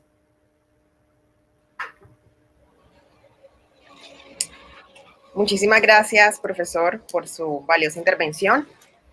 A continuación tendremos el conversatorio Reconceptualizando la enseñanza y el aprendizaje en la educación superior, a cargo del profesor Matt O'Leary, junto a Juan David Parra, quien es docente e investigador del Instituto de Estudios en Educación de la Universidad del Norte. El profesor Juan David es investigador de tiempo completo en el Departamento de Educación de Uninorte. Además, dirige cursos en evaluación y en metodologías y paradigmas de investigación a nivel de pregrado, maestría y doctorado, y ha sido docente en diferentes universidades del país. Como consultor, ha participado como investigador y como experto metodológico en la evaluación de políticas públicas a nivel local y nacional, incluyendo, entre otras, el programa Familias Guardabosques, la Política Farmacéutica Nacional de 2003, la Política Nacional de Discapacidad, el Programa de Formación de Maestros del Consejo Británico de Bogotá y el programa Jornada Única. Les invitamos a todos los participantes de este foro de políticas públicas que si tienen alguna pregunta para nuestros ponentes dentro de este conversatorio, las invitamos a dejárselas en la casilla de comentarios aquí en el chat. Muchísimas gracias y adelante, profesores. Bueno, muchísimas gracias. ¿Sí me están oyendo? Por si acaso. ¿Puedes subir un volumen un poquito? ¿Será que ahí sí me están oyendo bien? Sí. ¿Sí? Listo. Bueno, buenos días a todos y a todos. Para mí es un placer estar aquí pues con mi colega Matt, que pues, como él bien decía, nos conocimos vía virtual hace unos años. El contexto en que nos conocimos fue porque cuando yo estaba haciendo una investigación en el sur del Atlántico, quería utilizar la observación de clase de alguna manera que me permitiera entender un poco más como las dinámicas entre docentes y estudiantes que sucedían en un colegio típico del departamento del Atlántico. Y en ese momento, pues, yo sentía que como que las opciones que existían de observación de clase estaban demasiado enfocadas como en medir cosas, en tratar de medir la práctica docente. Entonces, encontrarme con toda la literatura que ha producido Mac, pues fue bastante refrescante porque realmente me dio como toda una visión de que es posible uno utilizar estos momentos importantes en la evaluación de políticas educativas incluso, para aprender de lo que está pasando en clase y cuáles son las razones de lo que eso pase, y no quedarnos de pronto, como él dice, mucho en medir cosas que algunas veces simplemente no son muy relevantes. Entonces, pues Matt, muchas gracias por tu intervención, muy interesante, creo que nos dejas muchas ideas, y pues la idea es que entonces ahora podamos conversar un poco sobre tu presentación y algunas otras dudas que me surgen a mí y pues que el público también puede poner en el chat. Bueno, pues yo quisiera como para hacer como una primera pregunta más sobre su presentación y su enfoque en particular. Quisiera hacer pues referencia breve a un libro que he estado mirando recientemente. Acaba de salir, de los profesores Dennis Shirley y Andy Havergraves de Boston College. Y este libro pues me ha llamado poderosamente la atención porque básicamente la aproximación que ellos tienen al tema de la motivación de los estudiantes y del compromiso de los estudiantes les lleva a decir que vivimos en una época de bajo compromiso de los estudiantes. Entonces ellos, por ejemplo, son muy críticos de la forma en que se han utilizado las pruebas PISA. Por un lado, pues porque las pruebas PISA muestran que no hay grandes avances en el aprendizaje, pues como se miden en esas pruebas. En la mayoría de los países del mundo llevamos 3 décadas donde no hemos visto avances significativos en general, con algunos casos.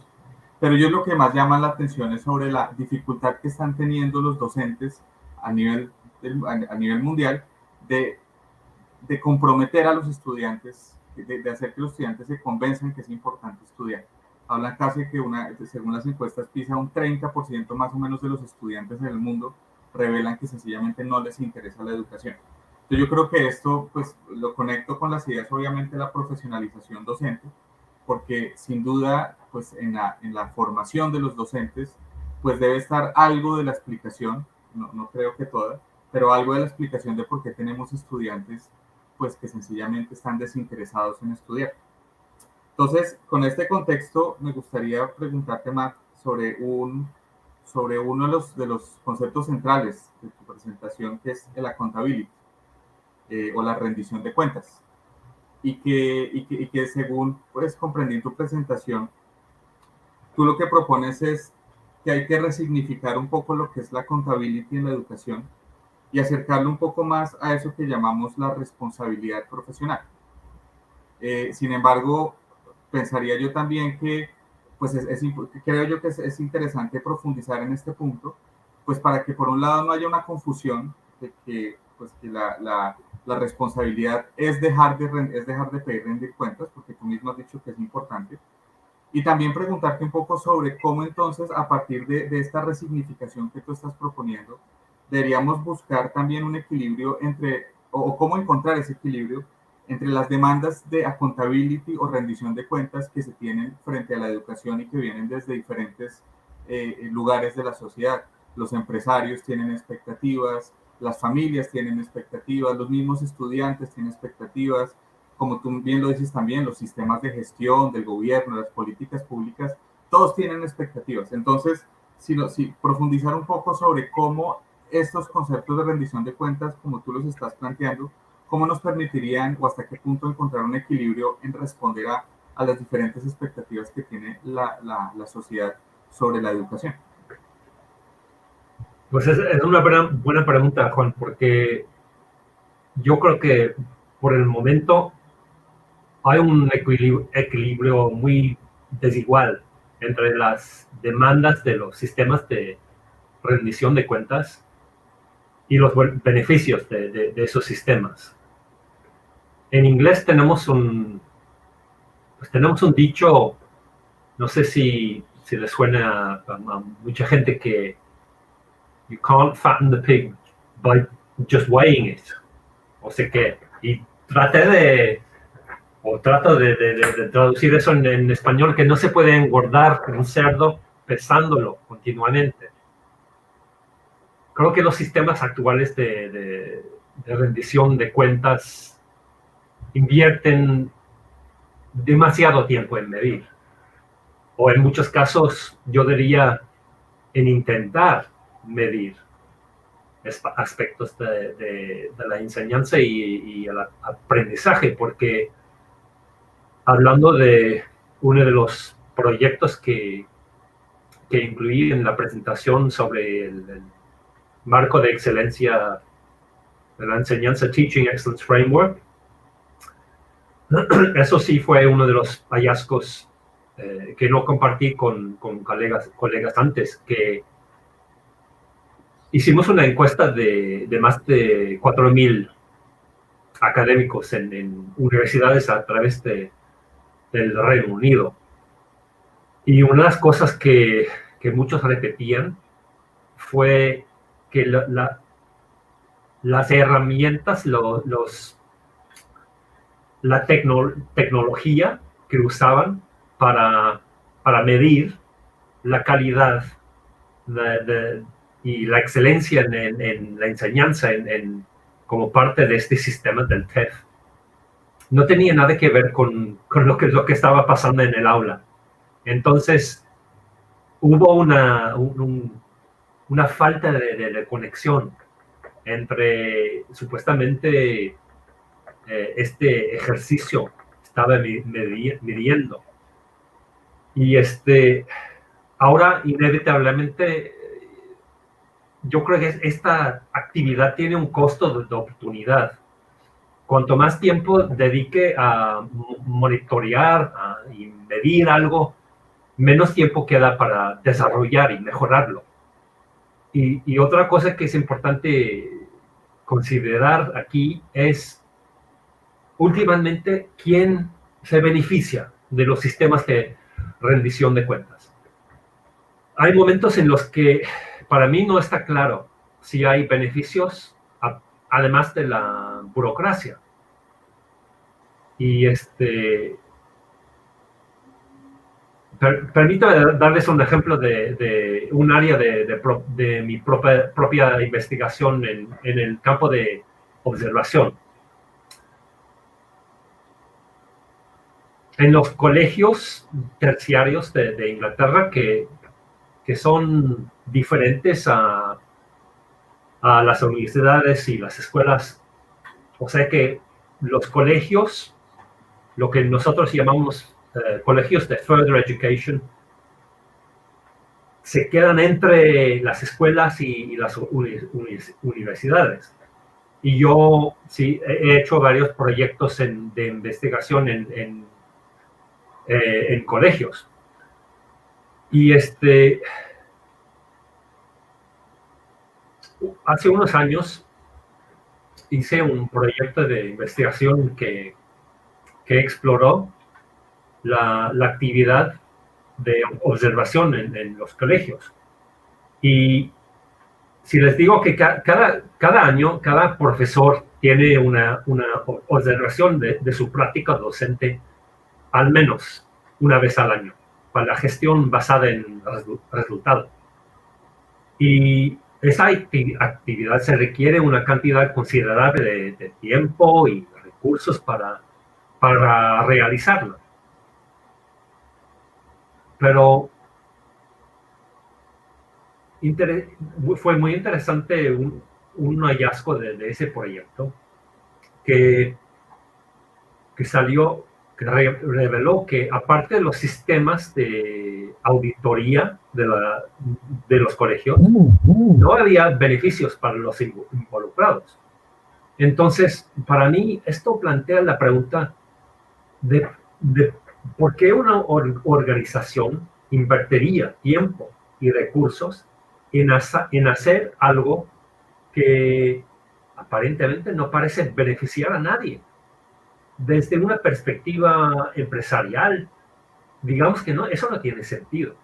Entonces, cuando yo hablo de desarrollar sistemas de rendición de cuentas más inteligentes, a eso me refiero. A eso me refiero a pensar de sistemas que tienen sentido, que tienen valor para los que están involucrados en esos sistemas. De acuerdo, no, muy interesante. Yo pues comparto un poco esa idea, de pronto te interpreto de que el problema no es tanto pedir rendición de cuentas, o el problema no es tanto medir cosas, porque nos pueden decir cosas interesantes, pero el problema es cuando nos podemos a medir cosas que no tienen un sentido, que realmente no aportan a comprender el problema. Y también creo yo que de pronto muchas veces caemos en la trampa de gastar demasiado dinero tratando de medir cosas pues que no nos dicen mucho, y como tú dices, entonces perdemos la oportunidad de pronto de sí avanzar en eso que es importante, y de pronto ahí también extraigo yo la importancia, como tú lo mencionabas, de enfoques mixtos, cuantitativos, cualitativos, para hacer este tipo de ejercicios. Uno de los temas pues, que tenemos aquí en la agenda y que pues, nos parece muy interesante y que actualmente se está trabajando el observatorio es esta pregunta sobre el valor agregado de la enseñanza universitaria. Podemos definir el valor agregado quizás de una manera muy general como la comparación entre el desempeño escolar estimado de una persona al inicio del ciclo universitario y lo que realmente obtiene al final. Es decir, si realmente uno pensaría que, pues dadas las características que tiene el estudiante cuando entra a la universidad, que debería tener cierto desempeño, si realmente la universidad le permita que el estudiante llegue a todo su potencial en términos de desempeño académico. Y esto pues nos interesa claramente en este evento en particular en las facultades de educación, porque pues ha habido críticas que tú haces y también han hecho otros académicos aquí en Latinoamérica, que de pronto las facultades de educación y por ejemplo las maestrías en particular en educación no le están dando a los docentes todas las habilidades o capacidades que necesitan para desempeñarse profesionalmente en su trabajo. Entonces la pregunta aquí global pues serían dos preguntas. Una para ti, ¿cuál es el tipo de valor agregado que te imaginas que las universidades deben ofrecer a sus estudiantes, en particular cuando estamos formando futuros docentes? Y como este es un foro también de políticas públicas, si de pronto pudieras decir algo como desde la política pública, desde quien planea las políticas públicas en diferentes instancias del gobierno, cómo pensar políticas públicas nacionales y regionales, algunas ideas para que pues realmente cumplir estas promesas de valor agregado de las universidades? Sí. Pues fíjate, el concepto de valor agregado, yo no sé si tiene su origen en inglés de added value o si fue algo que empezó en América Latina, porque me fascina ese término, ¿no? Porque si pienso en las políticas de mi universidad, por ejemplo, creo que cualquier política, cualquier documento de la universidad donde yo trabajo, siempre menciona valor agregado. O sea que es un término muy, muy de moda, con mucha pegue en cuanto a los debates entre universidades. Pensando en lo que quiere decir ese concepto, ese término en mi propia universidad, pues yo diría que hay dos aspectos específicos que nosotros como académicos estamos comprometidos a cumplir en cuanto al valor agregado. Y estos son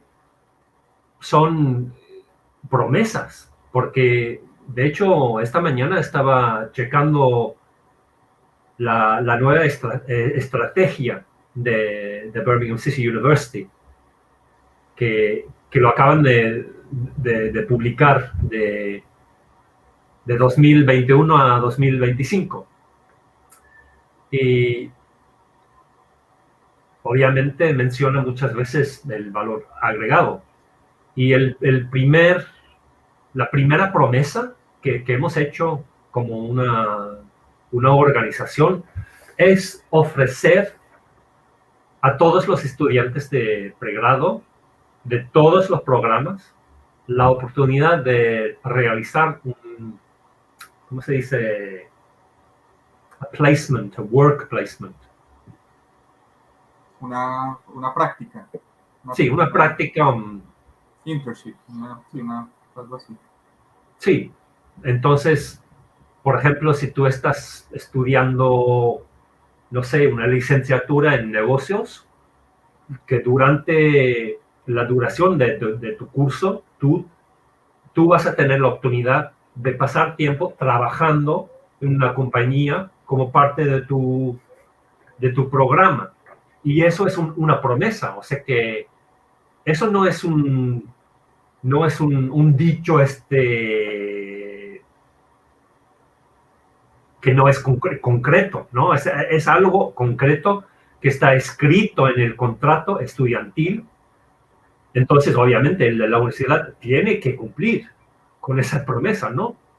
Y cuando empezamos a pensar del tamaño de cursos, de la cantidad de estudiantes, es una promesa bastante grande para poder hacer.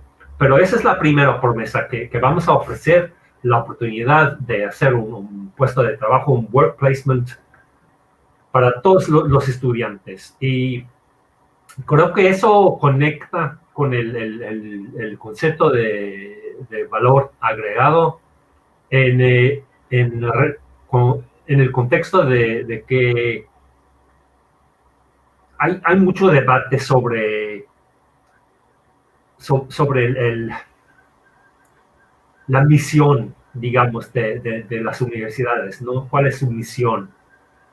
Y obviamente una narrativa importante que está conectada a eso es el valor de cumplir una licenciatura y cómo conecta con el mundo del trabajo. Entonces, mi universidad y muchas más en el Reino Unido, aunque no todas, han hecho una promesa a cumplir eso del work placement para todos los estudiantes. Eso es el primer aspecto. Y el segundo es que cada programa de pregrado ofrecerá a los estudiantes la oportunidad de participar en el descubrimiento de conocimientos y la investigación aplicada. Y como te digo, estos dos objetivos forman parte de nuestra estrategia universitaria. De acuerdo, ¿no? Entonces, lo que te entiendo y te interpreto es que pues, parte de la esencia del valor agregado tiene que ver también con la experiencia que tengan los estudiantes pues, en su área. Es decir, Sí. que cuando vayan transitando por la universidad, el conocimiento no sea demasiado abstracto, sino que tengan la oportunidad de aplicarlo. Pero si también te entiendo, no aplicar cualquier conocimiento, sino también la oportunidad de ponerlo a prueba, de investigarlo. Exacto. Entonces, yo me imagino que aquí desde las políticas públicas, uno todo lo que debe pensar es relaciones entre las empresas y las universidades, pero no solamente que las universidades les entreguen trabajadores, sino que pues las universidades tengan la oportunidad también que las empresas formen a los estudiantes. Sería, sí. Yo creo que en cuanto al segundo, Juan, eso se trata de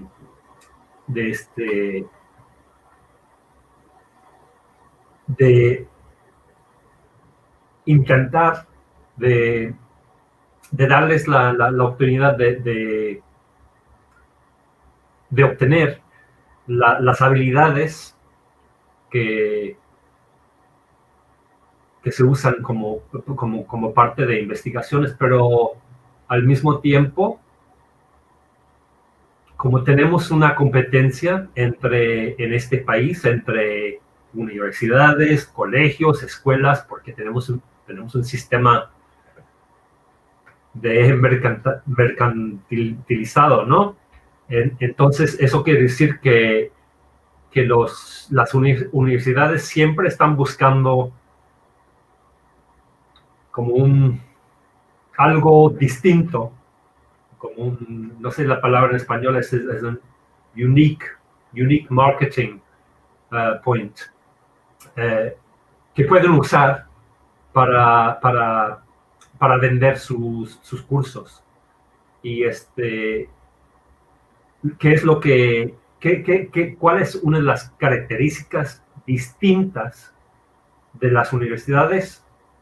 Una característica que diferencia las universidades de las escuelas y los colegios, pues obviamente es la investigación. Vale, perfecto. Bueno, aprovecho como pues nos quedan unos 10 minutos para las personas que tengan preguntas, puedan ponerlas en el chat para también compartirlas con Marc. Bueno, yo sobre el tema quisiera entonces ahora centrarnos un poco más también ya en el tema específico de la profesionalización docente o el mejoramiento de la calidad docente o la excelencia docente, que pues muchas veces son sinónimos. Creo que en tu presentación también pues nos has invitado a pensar que pues le demos un significado particular a cada uno de esos conceptos, pero quisiera que habláramos un poco más de eso en el ambiente universitario, donde claramente el reto es pues tener mejores docentes, particularmente en las facultades de educación, pues porque eso luego va a impactar pues la educación básica, la educación media, pero pues también podríamos pensarlo en un nivel más amplio en diferentes carreras, no solamente en carreras de educación. Entonces, en tu enfoque y revisando un poco tu trabajo, claramente tú tienes los modelos colaborativos, uno por ejemplo que llama Cycle of Collaborative Observation, como gran, digamos, centro pues, teórico, conceptual, metodológico del tipo de investigación que haces y que nos cuentas que pues, realmente puede arrojar luces más interesantes que otros enfoques para la investigación. Entonces acá mi reacción es que yo creo que desde el punto de vista pedagógico eso tiene mucho sentido, pero nuevamente entonces entramos a la pregunta sobre la rendición de cuentas, sobre los sistemas de gestión que pues de pronto tienen otras dinámicas y otras lógicas, y como tú dijiste al final de tu presentación, un sistema de colaboración, por ejemplo, requiere tiempo, requiere incluso, digo yo, la posibilidad de que el docente se equivoque y aprenda sus errores. De pronto los sistemas más gerenciales son menos tolerantes a los errores. Quisieran eliminarlos, pero pues el error es parte del aprendizaje. Entonces, quisiera que nos comentaras un poco sobre pues cómo pensar en esta tensión. Es decir, cómo fomentar que las universidades se generen más de este tipo de prácticas y cómo también pensarlo desde la política pública. Y de pronto no solamente en las universidades, también tiene que ser en la educación básica y media, porque pues si un docente en la universidad aprende de forma colaborativa y luego quiere ir al colegio a aplicar esa misma forma de hacer las cosas y se encuentra con barreras para no hacerlo, pues entonces ahí tenemos una doble barrera para que tengamos un impacto sobre la educación básica y media, es decir, una barrera en el ámbito universitario sobre el tipo de educación que se recibe y una barrera ya para aterrizar eso en otros niveles. Y acá permíteme contar brevemente, pues nosotros, una experiencia de nosotros como Departamento de Educación, por ejemplo, sí hacemos un esfuerzo de reunirnos por lo menos unas horas a la semana, los viernes en particular, para hablar sobre temas de nuestra profesión, de cómo mejorar nuestras prácticas. Hablamos mucho, por ejemplo, del pensamiento crítico, pero también nosotros mismos nos hemos dado cuenta que es difícil para nosotros estar muy activos en esos círculos de aprendizaje, precisamente porque tenemos pues muchas metas que cumplir, de clases, de publicaciones.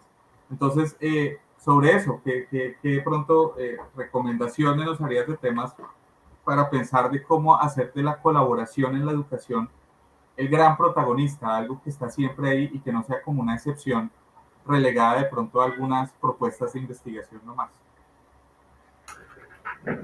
Otra buena pregunta. Creo que lo primero es leer la evidencia de la investigación que demuestra la efectividad de la colaboración entre docentes en relación a su desarrollo profesional. Y sabemos que hay un banco enorme de esa literatura. También, si pensamos en cómo funciona el aprendizaje como un proceso, para mí hay un importante elemento social y colaborativo. Y pensando en la teoría de ese campo, todos los teóricos del aprendizaje más renombrados enfatizan que el aprendizaje es un proceso situado socialmente. Es algo que hacemos mejor con los demás. Ya sea que estamos hablando del aprendizaje de los niños en la escuela o el desarrollo profesional de los maestros. Para mí, los principios son los mismos. Y tengo un dicho en inglés que he usado durante varios años. Y no sé si traduce bien en español, pero lo voy a decir en inglés y veremos. Improving the student learning experience begins with improving the teacher learning experience. Y eso para mí captura bien ese comentario que hice a finales de mi presentación, que el aprendizaje y la enseñanza son dos caras de la misma moneda. Hay una relación interconectada, interactiva entre las dos. Otra cosa que me viene a la mente es desarrollar una estrategia, una visión para crear una cultura de colaboración en su institución. Siempre toma tiempo. Y pensando en uno de los otros proyectos que incluí en la presentación, eso de los colegios y el papel de los líderes en fomentar esa cultura, en crear las condiciones óptimas para apoyar esa cultura, fue muy fundamental. Porque yo me acuerdo que hice una entrevista con el principal de ese colegio. Y me dijo que aunque las presiones que tenemos por ejemplo, del inspectorado en Inglaterra, que es como una bestia espantosa, lo que dicen Ofsted.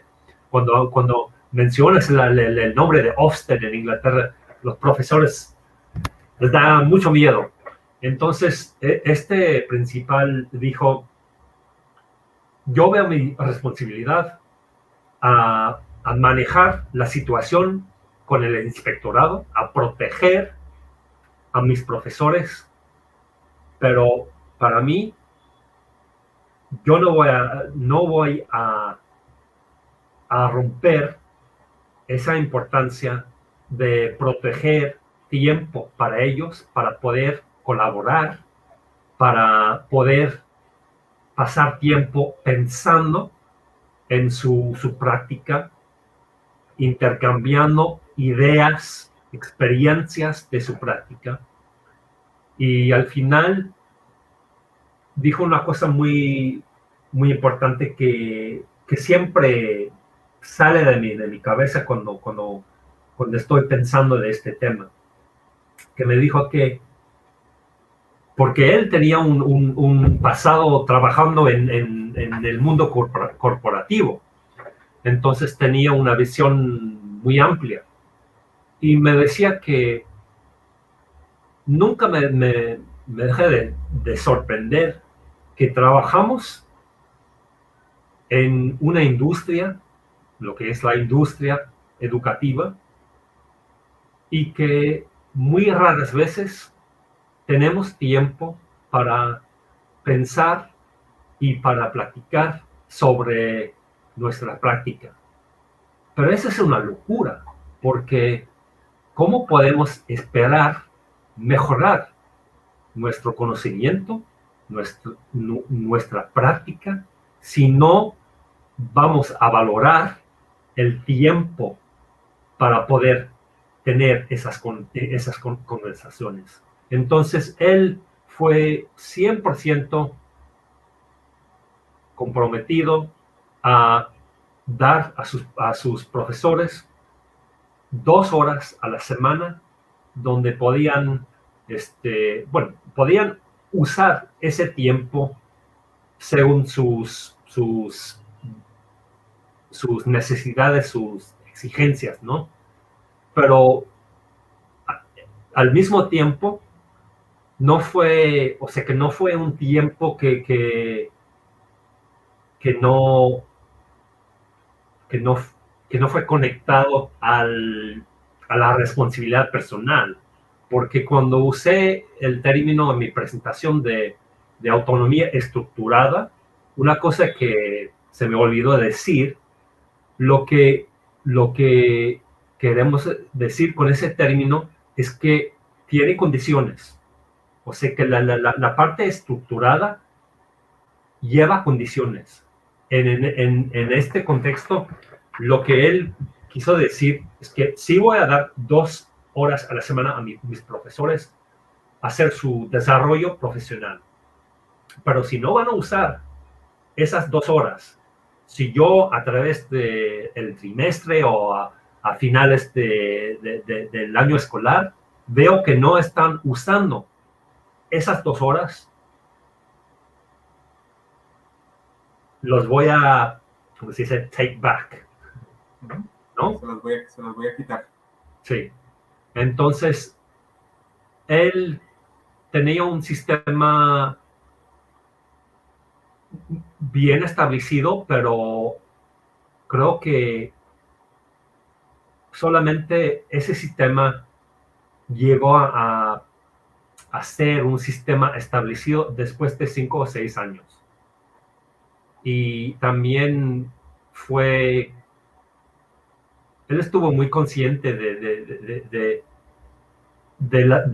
las dificultades de manejar las demandas de agencias externas, pero poder crear tiempo para construir un sistema sostenible y un sistema productivo donde sus profesores tenían y podían ver valor en las 2 horas que les daba cada semana.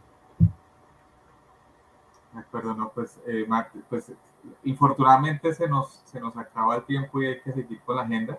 Creo que de lo que me has dicho, yo pudiera, de pronto me atrevería a resumirlo en un dicho que decimos en español, que dice, del afán solo queda el cansancio.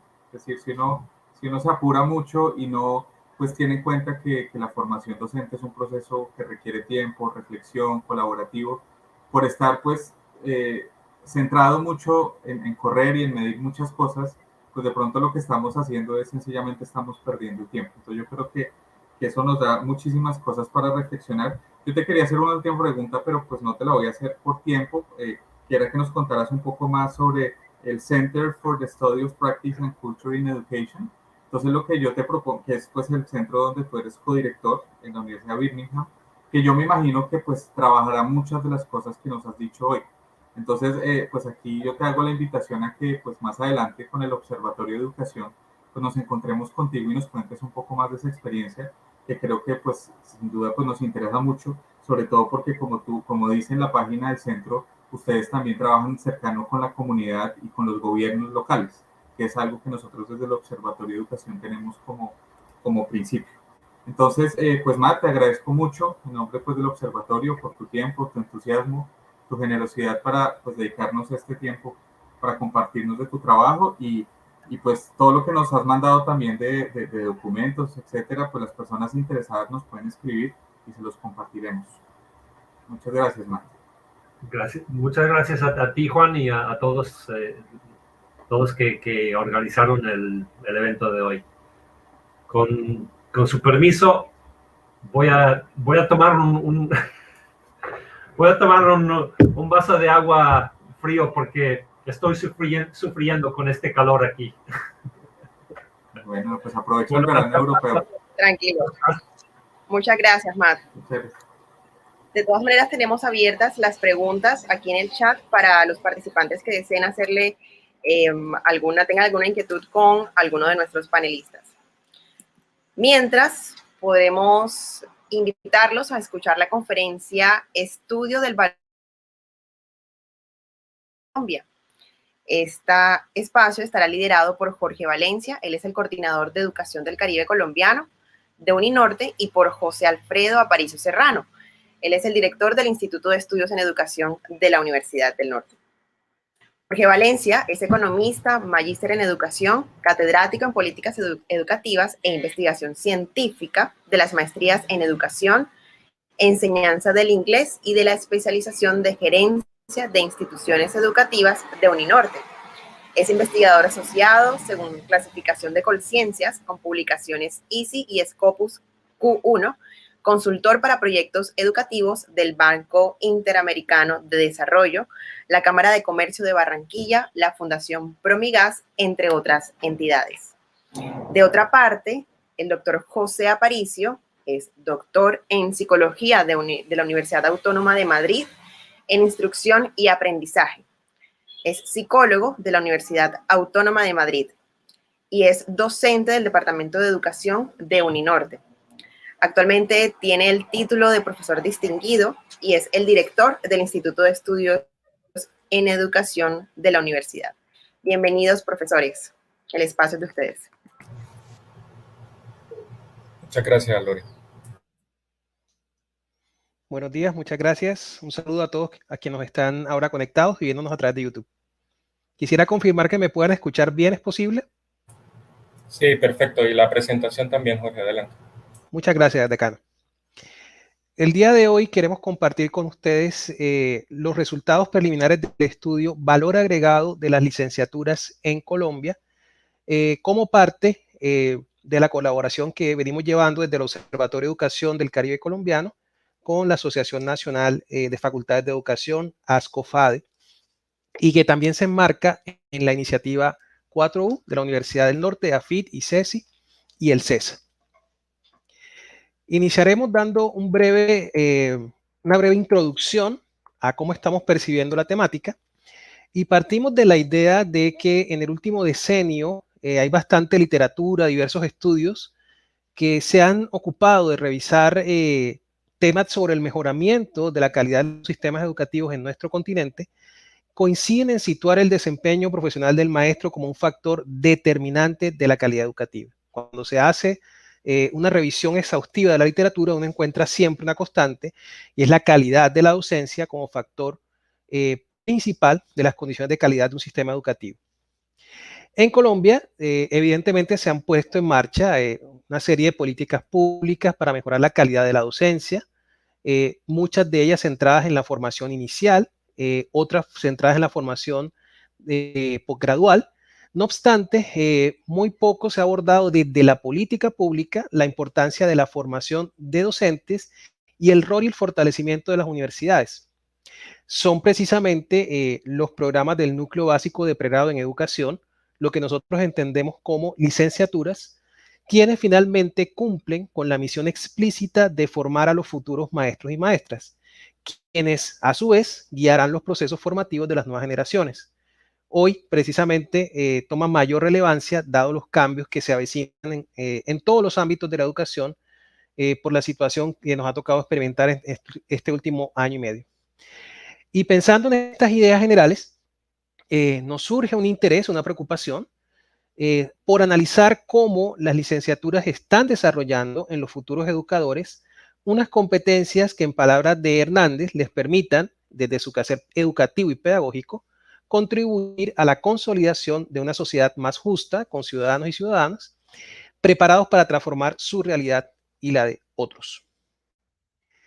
Y pensando en esas ideas, nos trazamos el objetivo de establecer el aporte de estos programas de licenciatura al desarrollo de las competencias básicas de los futuros maestros en Colombia. Para tal fin, realizamos un análisis con una población de 43.053 estudiantes que fueron evaluados en Saber 11 entre 2006 y 2014, que luego entraron a programas de licenciatura y que fueron evaluados en Saber Pro entre 2016 y 2019. Estos 43.000 estudiantes representan a 309 programas de este núcleo básico de pregrado de educación y a 78 instituciones de educación superior. Todo esto es posible gracias a que el Instituto Colombiano para la Evaluación de la Educación, el ICFES, pone a disposición toda la información referente sobre los estudiantes en estas pruebas, debidamente anonimizada, y nos permite, a través de una base de datos, enlazar los resultados de los estudiantes en dos momentos del tiempo. Tal como lo plantea el profesor Juan David Parra hace unos momentos, la idea del valor agregado, como se está entendiendo en los modelos que se proponen en Colombia, parte de la idea de comparar el desempeño en Saber 11 del estudiante, es decir, cuando culmina la educación básica, y estimar cómo sería ese desempeño futuro en Saber Pro en este caso, y comparar el escenario real con el escenario estimado. Para tal fin también utilizamos, en el caso de las competencias que decidimos analizar, las competencias básicas, que en este caso fueron lectura crítica y razonamiento cuantitativo de Saber Pro. En el caso de lectura crítica, empezamos a analizar su predicción con base en las asignaturas de 11 de lenguaje, filosofía, biología y ciencias sociales. En el caso de razonamiento cuantitativo, con los puntajes de matemática, de biología, química y física. Llegamos a esta conclusión, alejándonos un poco de las metodologías que propone el ICFES, partiendo de que pudimos consolidar una base de datos más robusta y establecer las correlaciones más fuertes entre estos puntajes y las competencias de Saber Pro. Además, nos pareció muy importante también controlar los posibles efectos que son derivados de los niveles socioeconómicos de los estudiantes, una variable que también incluimos dentro de la estimación, entendiendo ese índice de nivel socioeconómico como un rasgo latente no observable que recoge el nivel educativo y ocupación de los padres, así como el ingreso familiar. El modelado matemático se basa en la modelación de dos ecuaciones diferentes, una para lectura crítica y una para razonamiento cuantitativo, Se trata de un modelo jerárquico lineal, un modelo multinivel, una metodología que ha sido utilizada en, digamos, la última década para poder estimar precisamente el aporte de los programas e instituciones a la formación de competencias básicas de los estudiantes. Este modelo, en la sección o en la parte izquierda, básicamente recoge todos los efectos que serían atribuibles a el nivel socioeconómico del estudiante y su resultado, su desempeño en Saber 11, y el término de la derecha, el último de la ecuación, recogería todo aquello que no puede ser explicado por estas condiciones y que sería considerado el efecto institución. Como les decía, utilizamos para lectura crítica, además del índice socioeconómico, los puntajes en filosofía, lenguaje, biología y ciencias sociales de Saber 11, y para razonamiento cuantitativo, los puntajes de matemática, biología, química y física, acompañados de ese nivel socioeconómico.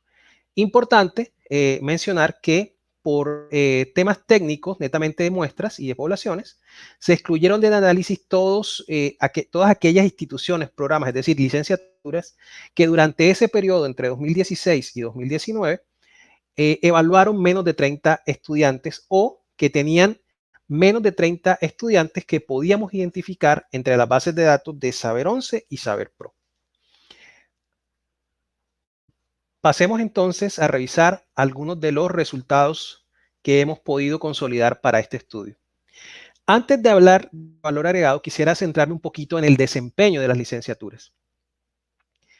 En esta gráfica estamos viendo los 28 grupos o núcleos básicos de conocimiento que evaluaron más de 4.000 estudiantes en Saber Pro entre 2016 y 2019. Se puede ver que en educación se ocupa en la puntuación, en la prueba de Saber Pro, en el puntaje global, el penúltimo lugar. Es la número 27 de 28 solamente, superando a Salud Pública. Y con un puntaje que normalmente se aleja casi media desviación del promedio nacional, que sería el 0.0 en la gráfica. Por el contrario, vemos que programas o núcleos básicos de pregrado como ingeniería química, ciencia política, medicina, economía, otras ingenierías, inclusive artes, obtienen puntajes muy superiores a educación y normalmente esto es lo que han venido mostrando los estudios. Se habla inclusive de un sobrediagnóstico.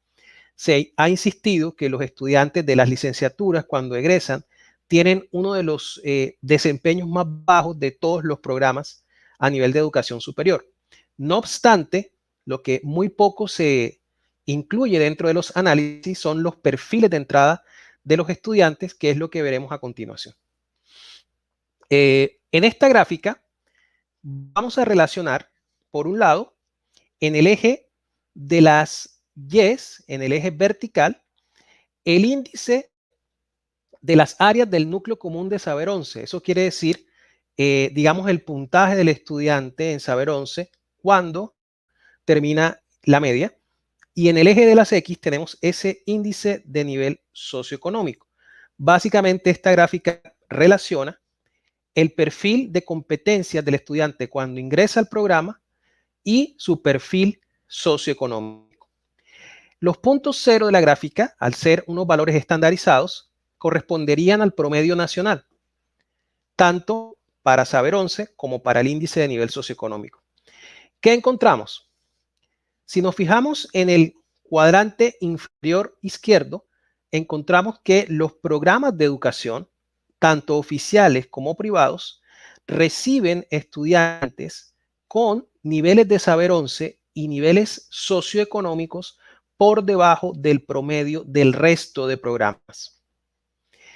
Esa característica la comparten básicamente tanto las licenciaturas del sector oficial como del sector privado. Solo parecieran diferenciarse en la posición relativa en su índice socioeconómico. Las instituciones privadas en promedio reciben un estudiante con un índice socioeconómico un poco más alto, pero igual por debajo del promedio de la nación. El nivel de Saber 11 están recibiendo, evidentemente, un perfil de estudio que estamos viendo finalmente que, junto con salud pública, es bastante, digamos, injusto comparar los resultados de salida de Saber Pro de las licenciaturas con otros programas que están recibiendo estudiantes con mejores dotaciones iniciales.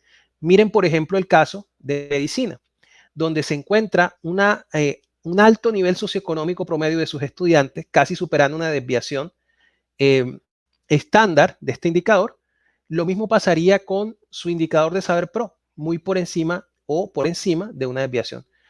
Las ingenierías, por ejemplo, aquí tenemos química, de minas, mecánica, en esta parte del cuadrante superior derecho, encontraríamos que están recibiendo estudiantes quizás con un nivel socioeconómico menor que los de medicina, pero con un nivel de saber mucho más alto, encontrándose igual todos estos programas por encima del promedio nacional.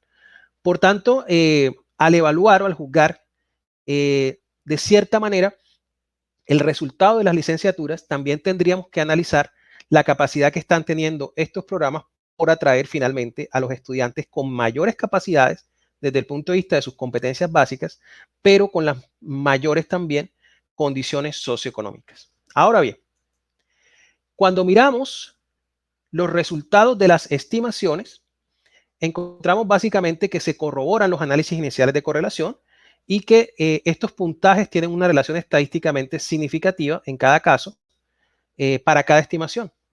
Llama la atención, por ejemplo, que en el caso de lectura crítica, el mejor predictor del resultado de Saber Pro sería el puntaje de ciencias sociales de 11. Para matemática sería, para razonamiento cuantitativo, perdón, sería matemáticas de 11. Pero también tenemos un indicador muy interesante y es el coeficiente de correlación intraclase, que sería para lectura crítica del 15% y para razonamiento cuantitativo del 16%. Ese coeficiente lo que recoge es la parte del resultado, de la variabilidad del resultado en Saber Pro, que estaría explicado por diferencias entre las licenciaturas, aquello que no está explicado por las características de los estudiantes.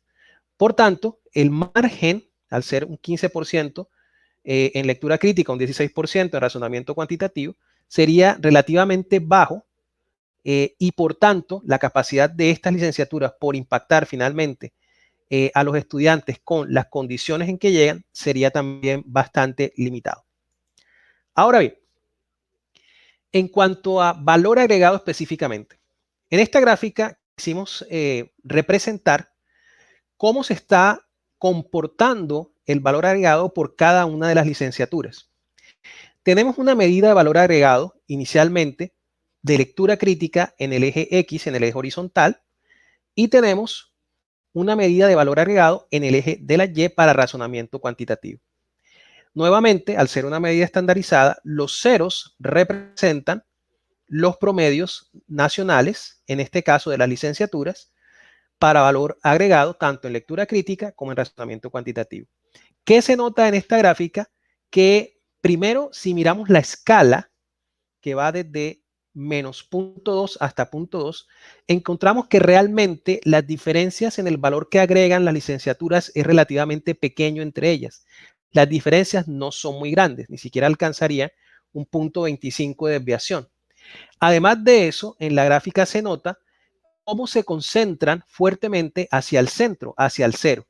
Eso quiere decir que en gran mayoría, o en su gran mayoría, las licenciaturas como programas terminan generando, digamos, un ecosistema en el cual el estudiante logra adquirir en promedio, en su gran mayoría, las competencias o desarrollar las competencias muy parecidas a lo que se esperaría, a lo que se esperaría dado su nivel de ingreso de Saber 11, además de su nivel socioeconómico. Pero llama la atención también que sí hay unas licenciaturas que pudieran estar dando mayor o menor resultado y son los que se alejan precisamente de ese punto medio, ese punto cero.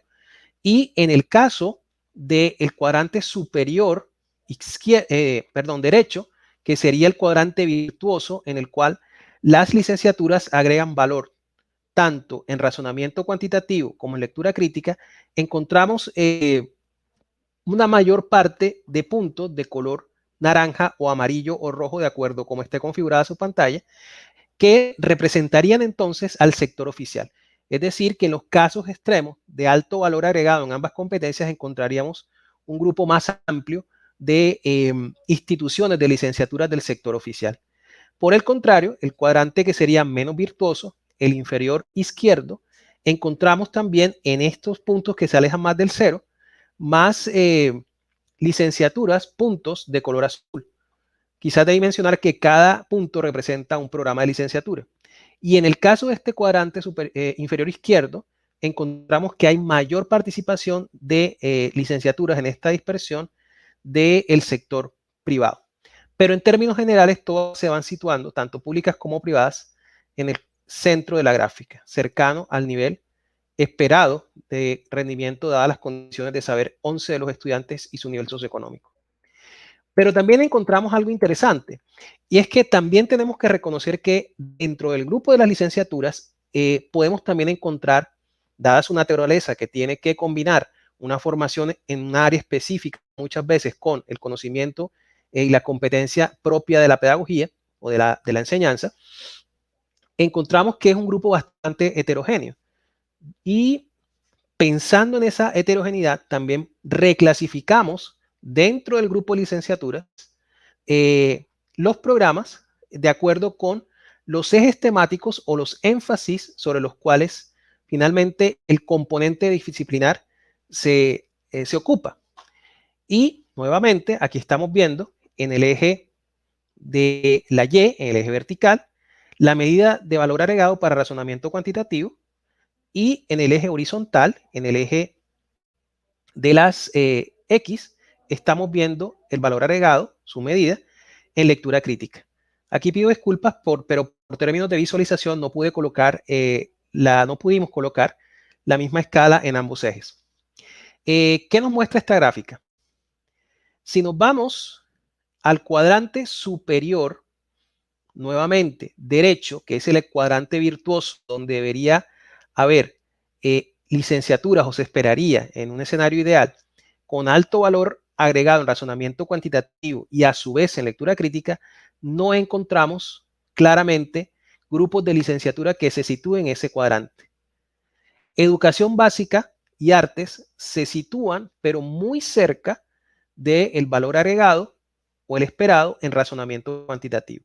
Por eso no encontramos de manera clara que algún grupo de licenciaturas destaque tanto en razonamiento cuantitativo como en lectura crítica de manera conjunta.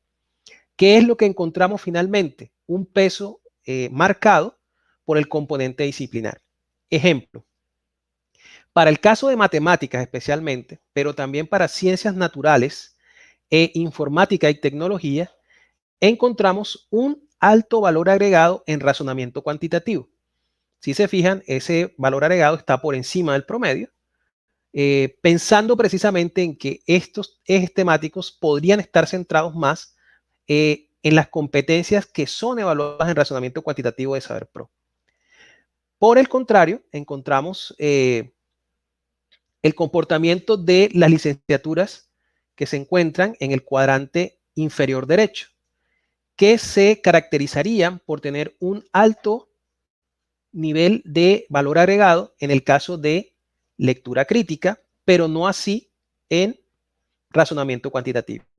Y ahí encontramos mayor valor en licenciaturas centradas en la filosofía y la educación religiosa, evidentemente en la lengua castellana, idiomas extranjeros, en la educación social y comunitaria y en las ciencias sociales. No obstante, estas licenciaturas, si bien agregan valor en lectura crítica, no lo hacen de manera sostenida o de manera clara en razonamiento cuantitativo. Pero hay otro patrón que nos llama mucho la atención y quisiera detenerme un momento en este patrón. Y es nuevamente el cuadrante inferior izquierdo, en el cual encontramos dos tipos de licenciatura que a nuestro juicio son muy importantes y que finalmente no están teniendo evidencia de valor agregado ni en lectura crítica ni en razonamiento cuantitativo, esto en promedio. Y son educación inicial y preescolar y educación especial y etnoeducación. Estas licenciaturas están situadas en un cuadrante en el cual el valor agregado, la medida de valor agregado es negativa. En este caso, lo que nos estaría diciendo es que los estudiantes están obteniendo en promedio puntajes inferiores al que se esperaría una vez se controlan esas condiciones socioeconómicas y de saber de entrada. Y evidentemente el hecho de que sean estas personas, los educadores o licenciados en temas de preescolar y desarrollo de la primera infancia, por su importancia, por digamos, el efecto que pueden tener para el desarrollo, esa etapa etaria que atienden, al igual la necesidad como país de fortalecer la educación especial y la educación, preocupa sobremanera el hecho de que no se estén obteniendo los resultados que se esperaría por parte de estos estudiantes. Ahora bien, de hecho, inclusive a manera de síntesis, podríamos decir que la situación de las licenciaturas es la siguiente. Tenemos un buen resultado y ese resultado sería un valor agregado en ambas competencias, tanto en lectura crítica como en razonamiento cuantitativo, en el 30% de los estudiantes. Tenemos un 21% donde solo hay evidencia de valor agregado en lectura crítica, al igual que un 21% donde solo habría valor agregado en razonamiento cuantitativo, evidencia de valor agregado en razonamiento cuantitativo. Y tendríamos un 27.7% de estudiantes sin evidencia de valor agregado, es decir, que obtuvieron un puntaje inferior al que se esperaría, dadas sus condiciones a egresar de la media de aprendizaje y tanto socioeconómicas. Si nos quedásemos con este porcentaje del 27.7% y lo llevamos a número de futuros educadores, estaríamos hablando de cerca de 11.500 nuevos profesores que no lograron desarrollar todo su potencial identificable al finalizar la media. Tendríamos un 42% de estos también que al menos tienen o tuvieron dificultad en alguna de las dos competencias y solo tendríamos nuevos docentes o futuros docentes en estas tres cohortes que analizamos con un buen resultado en cuanto a valor agregado de sus competencias básicas en uno de cada tres, básicamente, un tercio. Y eso nos preocupa bastante también porque estamos de alguna manera teniendo un resultado que no sería el esperado pensando en el desarrollo educativo futuro. Seguidamente los voy a dejar con el doctor José Aparicio, que nos va a ilustrar con algunas de las conclusiones que hemos venido desarrollando para este estudio. Muchas gracias. Muchísimas gracias, Jorge. Bien, ya para cerrar entonces en términos de conclusiones, la primera y más importante es el reconocimiento del peso que significan las variables que anteceden a la formación universitaria. Creo que hay que tomar conciencia de que es necesario definitivamente promover desde la política, pero también desde la sociedad civil en su conjunto, la carrera docente como un proyecto de vida deseable, porque sin tener a los mejores bachilleres eligiendo la formación en las licenciaturas, definitivamente vamos a tener más del 80% del peso de la calidad ya definida.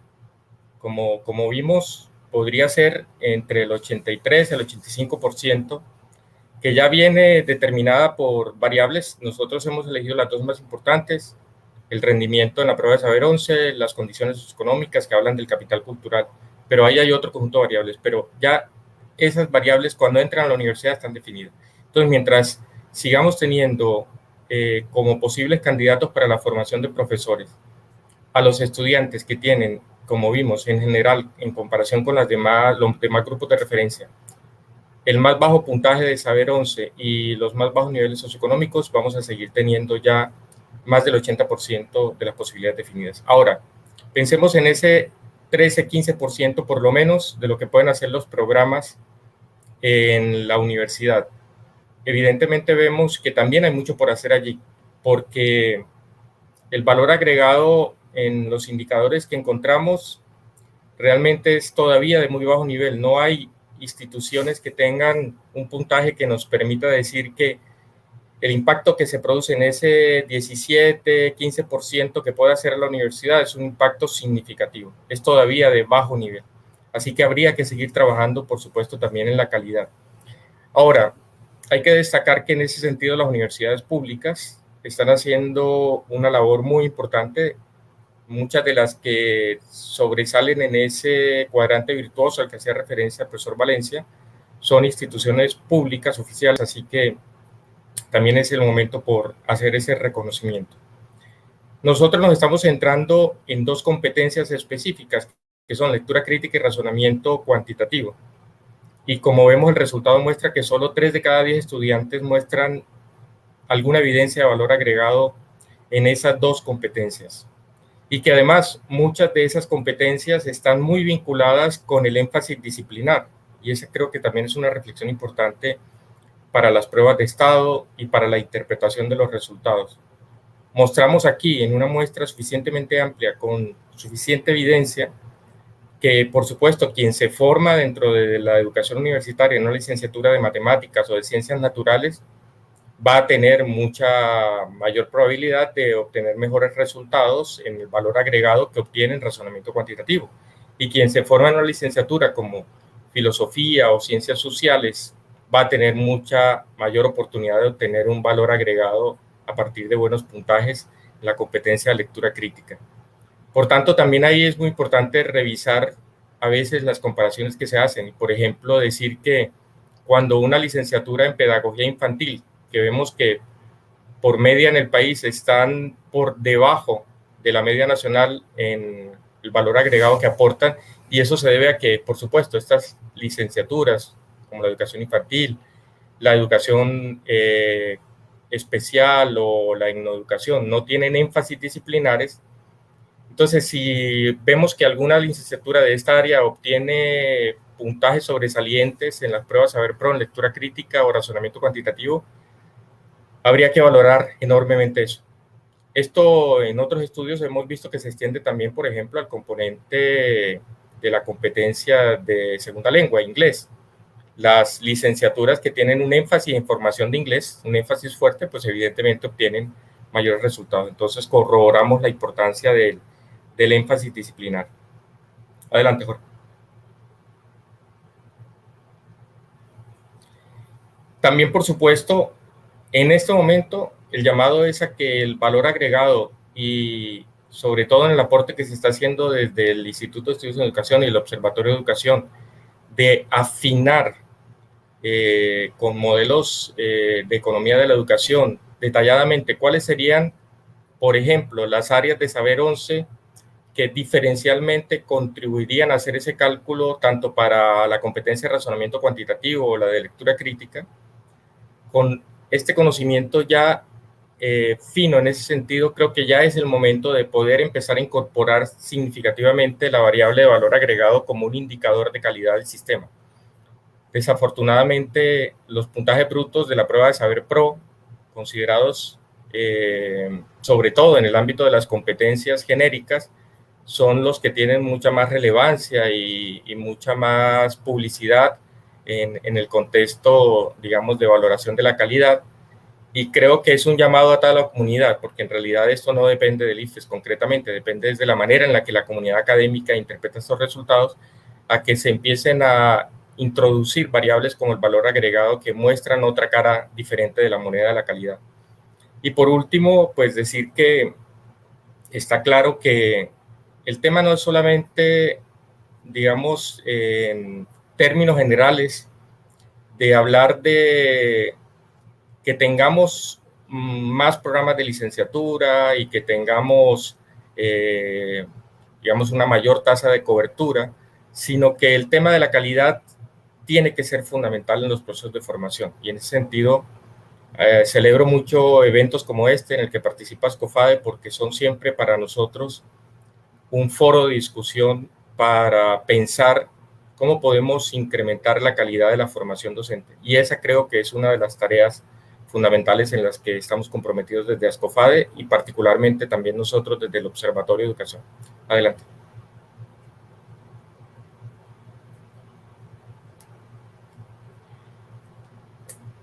Les dejamos aquí entonces. Muchísimas gracias por permitirnos presentar estos resultados. Esperamos realmente que generen reflexión, porque consideramos que se está haciendo un aporte muy importante desde el observatorio con estos análisis de valor agregado en el caso de las licenciaturas, con una muestra enormemente representativa que nos permite confiar mucho en los resultados que hemos obtenido.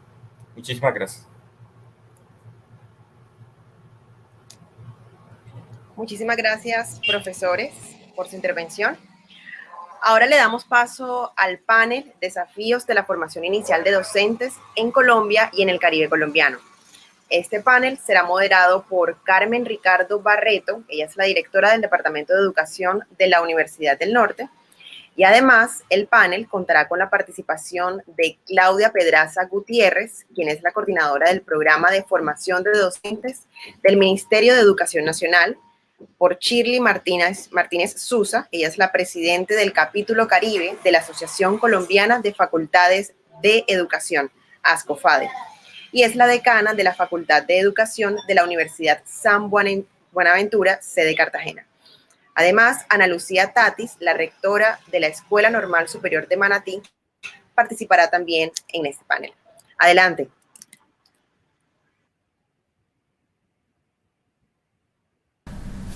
Buenos días a todos y todas.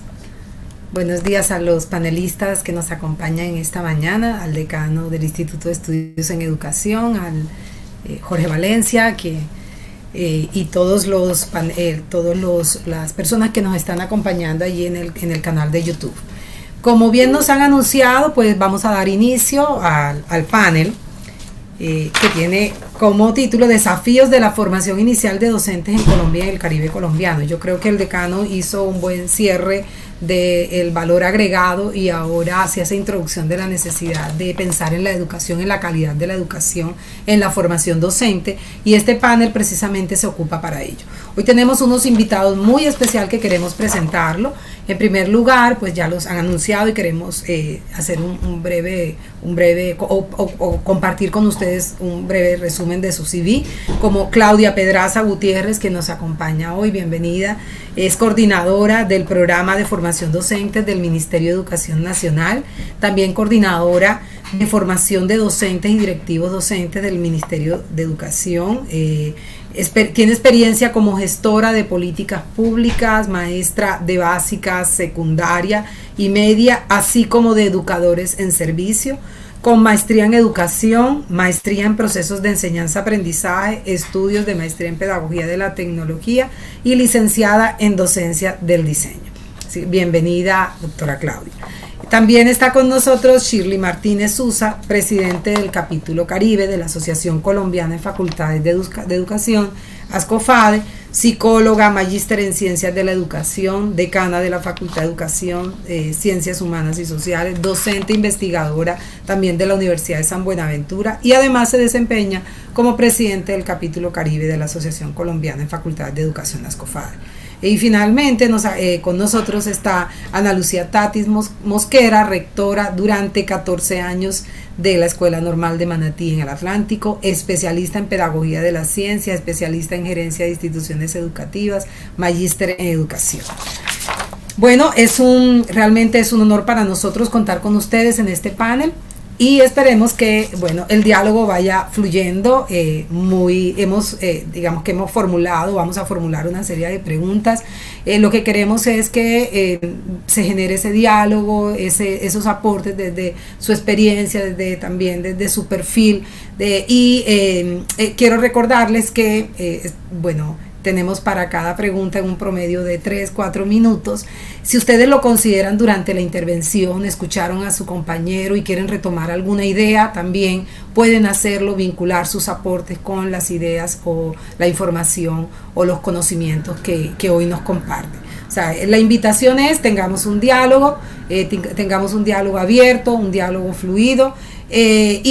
También invitar a las personas que nos están acompañando que si pueden compartir, si tienen alguna pregunta, la pueden formular y en el momento de preguntas y respuestas las estaríamos compartiendo con los panelistas.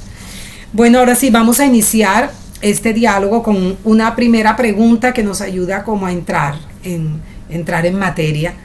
Y la pregunta tiene que ver, si estamos hablando, hay unas palabras claves allí desde el mismo título del panel, y es desafíos, o sea, ya esa palabra nos sitúa, desafíos de ¿qué? De la formación inicial de docentes, de la formación inicial de docentes en Colombia y en el Caribe colombiano.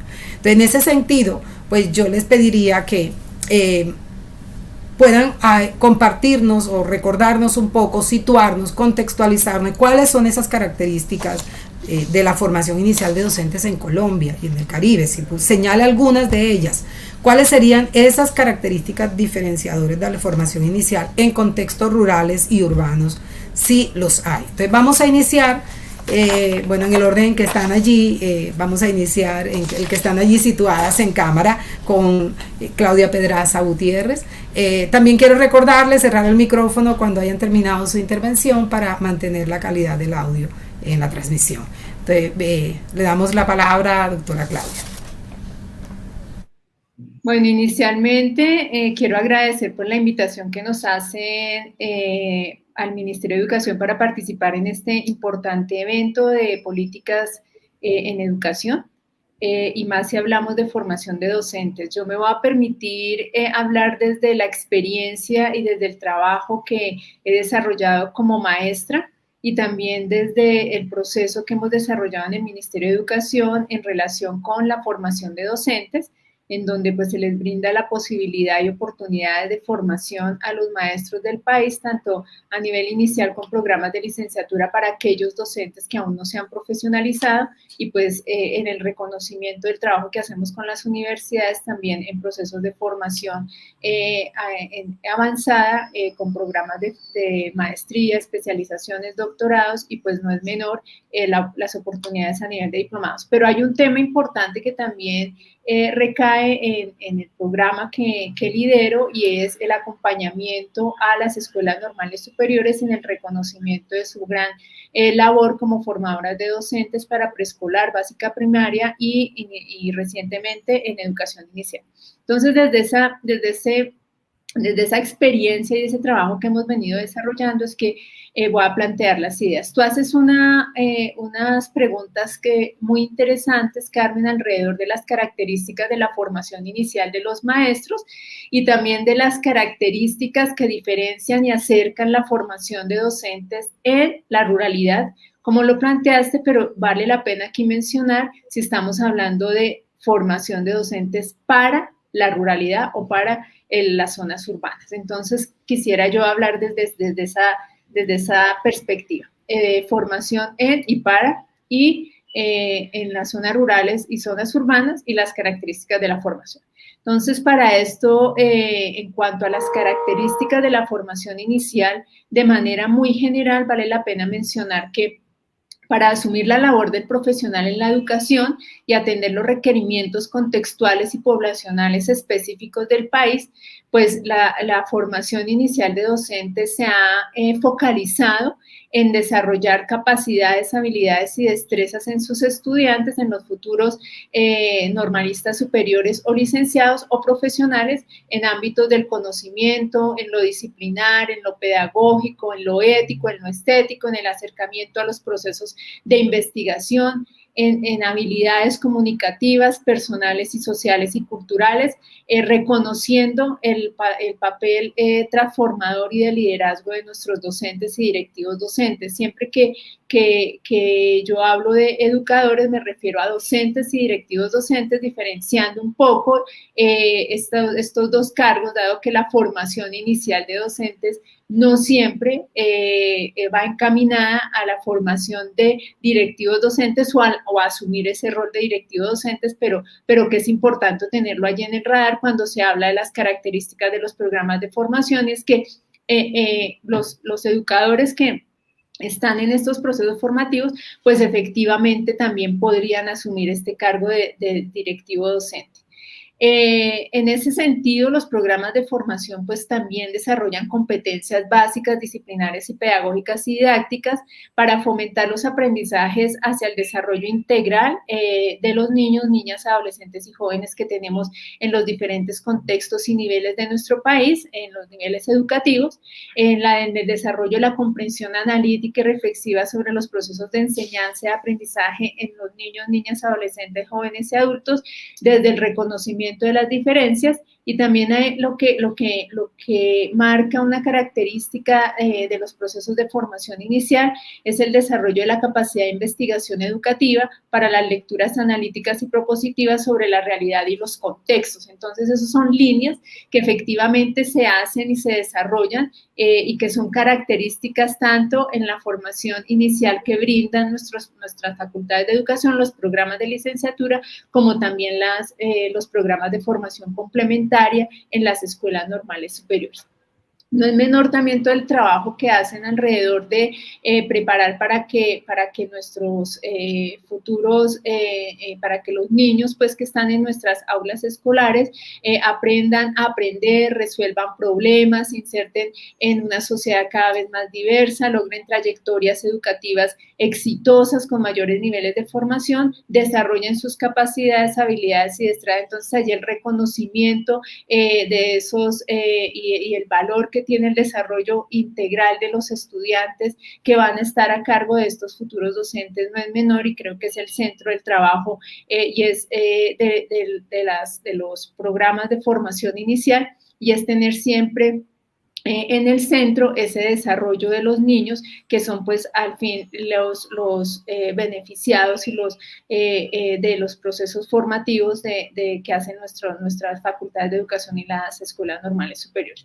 Sin embargo, en el marco de la autonomía de las instituciones formadoras de docentes, pues se encuentra que se presenta una gran diversidad de enfoques, de apuestas epistemológicas y organizativas de estas instituciones formadoras de docentes, y esto depende mucho del perfil que se busca de los egresados, del contexto en el cual se proyecta que sus egresados se desempeñen y de las fortalezas y oportunidades de mejora de investigación también que tienen estas instituciones formadoras de docentes, así como de los equilibrios y armonizaciones que hay entre la teoría y la práctica. Y allí entra muy de manera decidida el papel que hacen las escuelas normales superiores de formar desde un inicio en la práctica y en un contexto en particular. De cierta manera, todos los programas de formación inicial pretenden fortalecer la identidad profesional del docente, desarrollar esa identidad profesional para que asuman el reto social de ser transformadores, y efectivamente pues esta diversidad en cuanto a enfoques, apuestas epistemológicas, formas organizativas, perfiles de sus egresados, etcétera, etcétera, pueden ser una ganancia, pero también pueden ser una oportunidad de encuentro para que estos procesos formativos efectivamente pues dialoguen y tengan un rumbo más determinado desde lo que se quiere de sus egresados.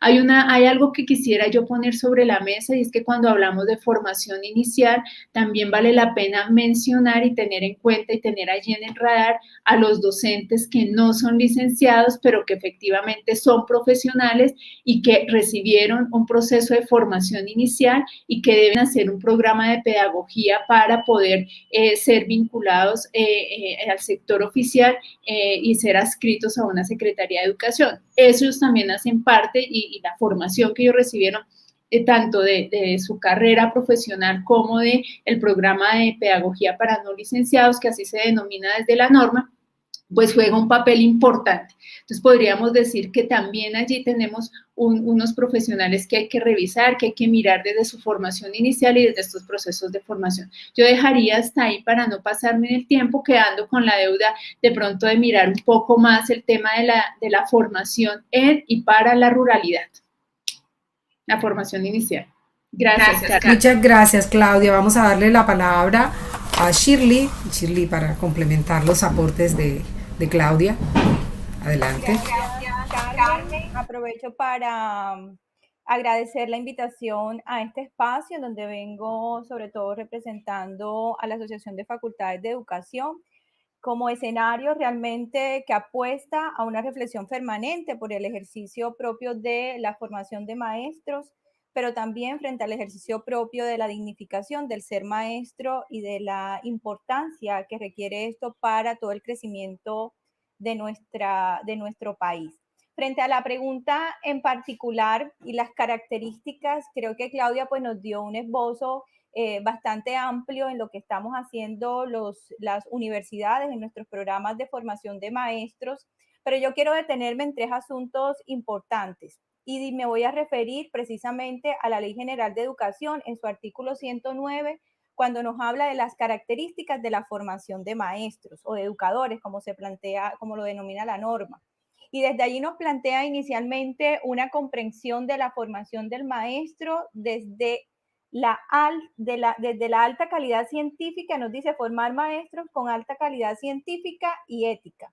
Frente al tema de la alta calidad científica, inicialmente comprender que el asunto de la docencia, del asunto de la formación del maestro, la profesión del maestro, es un tema que es visiblemente en este momento valorado como una ciencia. Y desde el ejercicio propio de la ciencia responde a un constructo que da cuenta de investigaciones, de acercamientos, de deudas y de asuntos en cuestión y de revisión permanente. Esto, en primera medida, hace una dignificación del oficio del ser maestro y de nuestra profesión, que todavía hay mucha tela por cortar frente a lo que pues querría en calidad ya profesional nuestro egresado, ¿verdad? Frente a ese tema de unas negociaciones administrativas y contractuales favorecidas, frente a esto en que hoy la norma nos dice alta calidad científica y lo que se ofrece dentro de nuestras distintas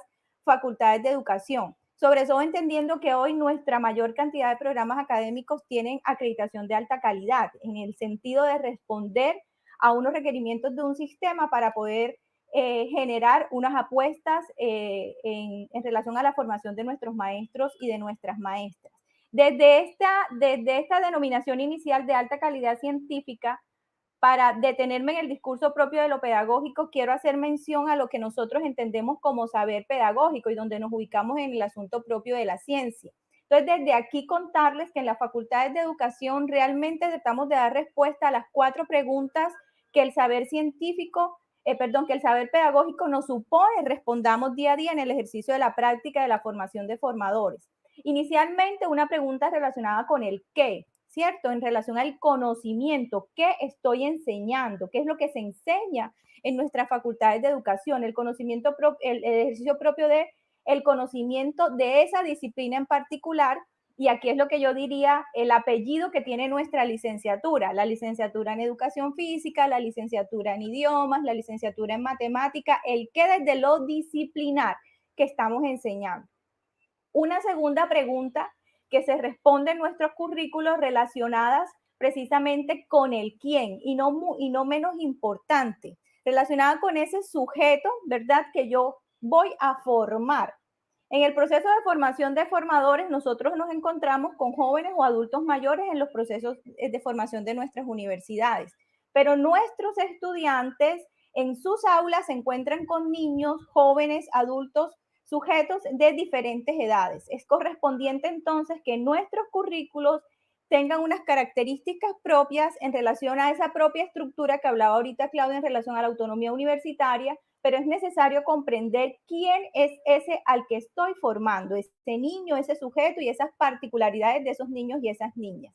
Creería que entonces frente a eso, en relación a la pregunta de las diferencias en la formación para la ruralidad, bueno, no voy a decir el para porque el para sí sería una cuestión distinta y Claudia lo ponía en el diálogo. El asunto es que si yo estoy formando una licenciatura en lenguas modernas, en inglés y francés, no debería haber ninguna variación frente al docente que viene de lo rural o lo que yo voy a ofrecer a ese docente que en general debe tener las mismas competencias. Ya el otro asunto, y volvemos al quién formo, sí es una comprensión que debe tener la licenciatura en relación al para qué, en relación al para la ruralidad. Es distinto, entonces nosotros generar unas cuestiones de la práctica docente a niños y niñas en lo urbano y a niños y niñas en la ruralidad. Por eso creo que Claudia hacía la claridad en lo que es en este caso, la ruralidad. Nuestros programas de educación deben estar abiertos, ¿cierto?, a la formación en completitud y de la integralidad de nuestros maestros y de esa comprensión de la segunda pregunta, ¿a quién? Hoy la política educativa está haciendo muchos esfuerzos y hay una exigencia importante para las universidades y para las escuelas de trabajar el asunto de la educación inclusiva. Y la educación inclusiva precisamente nos pone en cuestión a entender a ese otro que yo formo en mi aula de clase. Entonces, ¿cómo nosotros llevamos eso a nuestros estudiantes, futuros licenciados, para poder llevar eso a esa comprensión posteriormente en el aula? Una tercera pregunta relacionada con el cómo, y aquí nos vamos entonces a lo propio de lo didáctico, a lo propio de lo metodológico, y entonces cómo yo bajo, ¿cierto?, a esa relación en el proceso de enseñanza para el aprendizaje, cómo yo aterrizo eso disciplinar desde la comprensión del quién para entenderlo, ¿cierto?, para colaborar en ese diálogo y esa comunicación con mis estudiantes. Entonces hablamos de otro segundo componente importante que hace parte de los currículos de nuestras facultades de educación. Y una última pregunta que está relacionada con ese I del primer literal que nos habla la norma, porque nos habla de la alta calidad científica y la ética. Y pensemos entonces en el para qué, ¿cierto? ¿Para qué yo formo a mi estudiante? Entonces, en este sentido, la universidad tiene un compromiso en su proceso de formación frente a ese profesional ético con responsabilidad social, porque ese estudiante, cuando llega a ese aula de clase y a ese escenario, esa es la comprensión del proceso de lo educativo, más allá del conocimiento disciplinar, de lo de matemática, la lectura, la escritura. ¿Eso para qué le va a servir a ese joven, a ese niño o a ese adulto para la vida, ¿cierto? Y para que pueda ser gestor en los diferentes espacios en donde se encuentra. Hay un segundo componente importante en el asunto propio de las características de la formación y lo encontramos en el literal 2 que nos habla de la relación entre la teoría y la práctica pedagógica. Y aquí hay un tema también sumamente importante. En nuestras licenciaturas hay diálogos permanentes frente a este asunto, porque ciertamente, yo ponía ahorita el ejemplo de la educación inclusiva, la literatura, la teoría, ¿cierto?, es hermosa y se entiende y se enseña en el aula universitaria. Pero otra cosa es cuando nuestro estudiante empieza su proceso desde la práctica o cuando ya llega a lo propio de su escenario laboral y se encuentra con unas realidades sociales, económicas, 20, 30 niños en su aula, cómo pone a dialogar lo que dimos en aula frente a este asunto especial de educación inclusiva y lo que yo veo, ¿cierto?, en un escenario y frente a unas condiciones importantes. Entonces, otra de las características de revisión permanente en nuestros currículos en la licenciatura es el asunto de la práctica educativa, porque es necesario que converja esa relación entre lo que la teoría me dice, pero también las realidades de nuestros entornos escolares, de nuestras situaciones propias, locales, regionales, y en donde nuestro estudiante futuro egresado va a tener interacción permanente. Y una última, y también lo hacía mención Claudia cuando hablaba de las competencias, el tema de la investigación. Es sumamente importante que nuestro maestro tenga características frente al asunto de la investigación.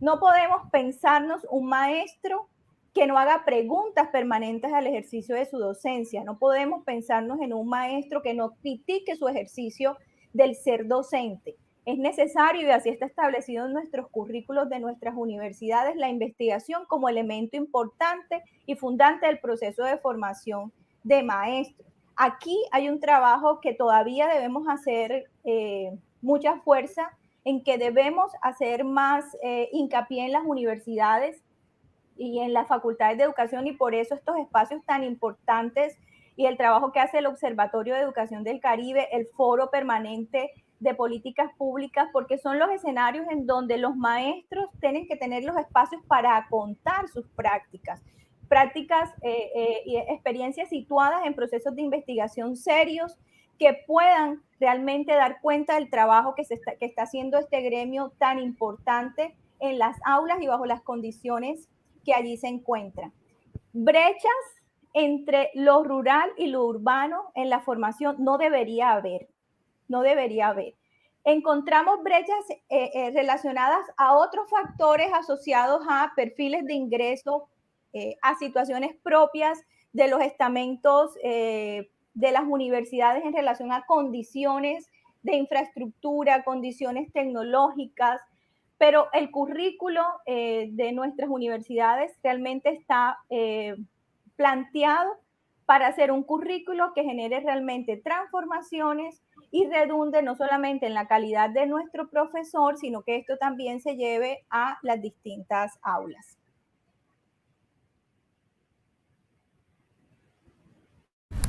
Muchas gracias, Shirley, por complementar esta contextualización del sistema y le damos la palabra para cerrar esta primera ronda a Ana Lucía Tatis desde las Escuelas Normales Superiores. Adelante. También agradecer la invitación a participar en este evento tan importante. Yo quiero entrar en el tema de las características de la formación inicial de docentes desde el enfoque de la formación del ser docente. Para la Escuela Normal Superior de Manatí, desde mi experiencia que quiero exponer, que es muy, muy importante que además de todas las competencias específicas, básicas, las competencias profesionales, tenemos que apuntarle con mucha responsabilidad en desarrollar esas competencias que son tan necesarias en el docente que va a estar en las aulas interactuando con la infancia. De hecho, nos encontramos con las aulas llenas de aspirantes a ser docentes de preescolar y primaria, y nos encontramos docentes que llegan con especializaciones, con maestrías a nuestras escuelas, pero en la observación pedagógica que hacemos y de manera muy respetuosa, nos encontramos siempre que hay una ruptura en lo que sé y en cómo me relaciono, cómo interactúo con los niños. Y no solamente se trata de tener unos altos desempeños de habilidades para los aprendizajes y la enseñanza, sino son esos fluidos de interactuación con nuestros niños que permitan a los niños participar activamente en la construcción, en los desarrollos de su infancia, que permitan que la familia penetre también en el aula. Todo ese contexto de pasado, presente y futuro que hay en el aula. Para nosotros, para la Escuela Normal Superior de Manatí, desde los niños aprendemos. O sea, esa primera entrada de la práctica pedagógica de nuestros estudiantes en formación, lo primero es aprender de los niños, llegar al aula a aprender de los niños. Y para nosotros, el aula es el mundo para los niños. Entonces, desde ese ámbito de la formación del ser, de crear conciencia de mi rol frente a la sociedad, y una sociedad que hay que transformar, a una sociedad que está construida y que debemos deconstruir y construir a partir de nuestra infancia. Yo creo que esa es una de nuestras características, apuntarle directamente al tema del desarrollo del ser maestro. Pues obviamente las competencias que desarrollamos, las capacidades y las habilidades del maestro en formación también deben apuntarle a las lecturas, a esas lecturas de los diferentes contextos que encuentran. Esas lecturas necesariamente les tienen que ofrecer algunos aspectos preguntas, interrogantes, incertidumbres, dudas, que deben sistematizar, que deben de tomar para hacer preguntas y para investigar en esos contextos donde van a desarrollar sus aprendizajes como maestros. La investigación, obviamente, como lo escuchaba, debe ser un reto desde el Ministerio de Educación, desde las entidades de educación superior, formadoras de maestros, hacer esas articulaciones con las escuelas normales. Yo creo que esa es una gran necesidad que esos convenios se conviertan en unos convenios activos, dinámicos, que interactuemos, que todas esas investigaciones que se desarrollan en nuestros contextos permitan ser valoradas, permitan ser llevadas a otros niveles de estudio, de análisis, de cómo son los procesos de enseñanza y aprendizajes en las escuelas normales superiores. Y es de esa naturaleza y esa funcionalidad que históricamente han tenido en nuestro país y que han permitido transformar gran parte de nuestro territorio, principalmente en la ruralidad. Yo les quiero decir que nuestra escuela normal es una de las 20 instituciones educativas de escuelas normales que vamos a ser centros de liderazgo y excelencia para la formación rural. Yo creo que esta es una gran responsabilidad y sentimos que la ruralidad ha sido para nosotros siempre nuestra naturaleza, parte de nuestra naturaleza. Cuando se exponía que el maestro se podía formar tanto para lo urbano como para lo rural, yo creo que es muy necesario valorar la cultura de lo rural. En la ruralidad encontramos grandes aprendizajes que yo creo que no hemos tenido en cuenta de muchas maneras en la formación de nuestros docentes. La ruralidad le permite, desde esa naturaleza de los procesos que se desarrollan en la sociedad rural, en la cultura de la ruralidad, alimentar, nutrir los programas de licenciaturas para que sea más pertinente la función, el rol del docente, tanto lo urbano como lo rural.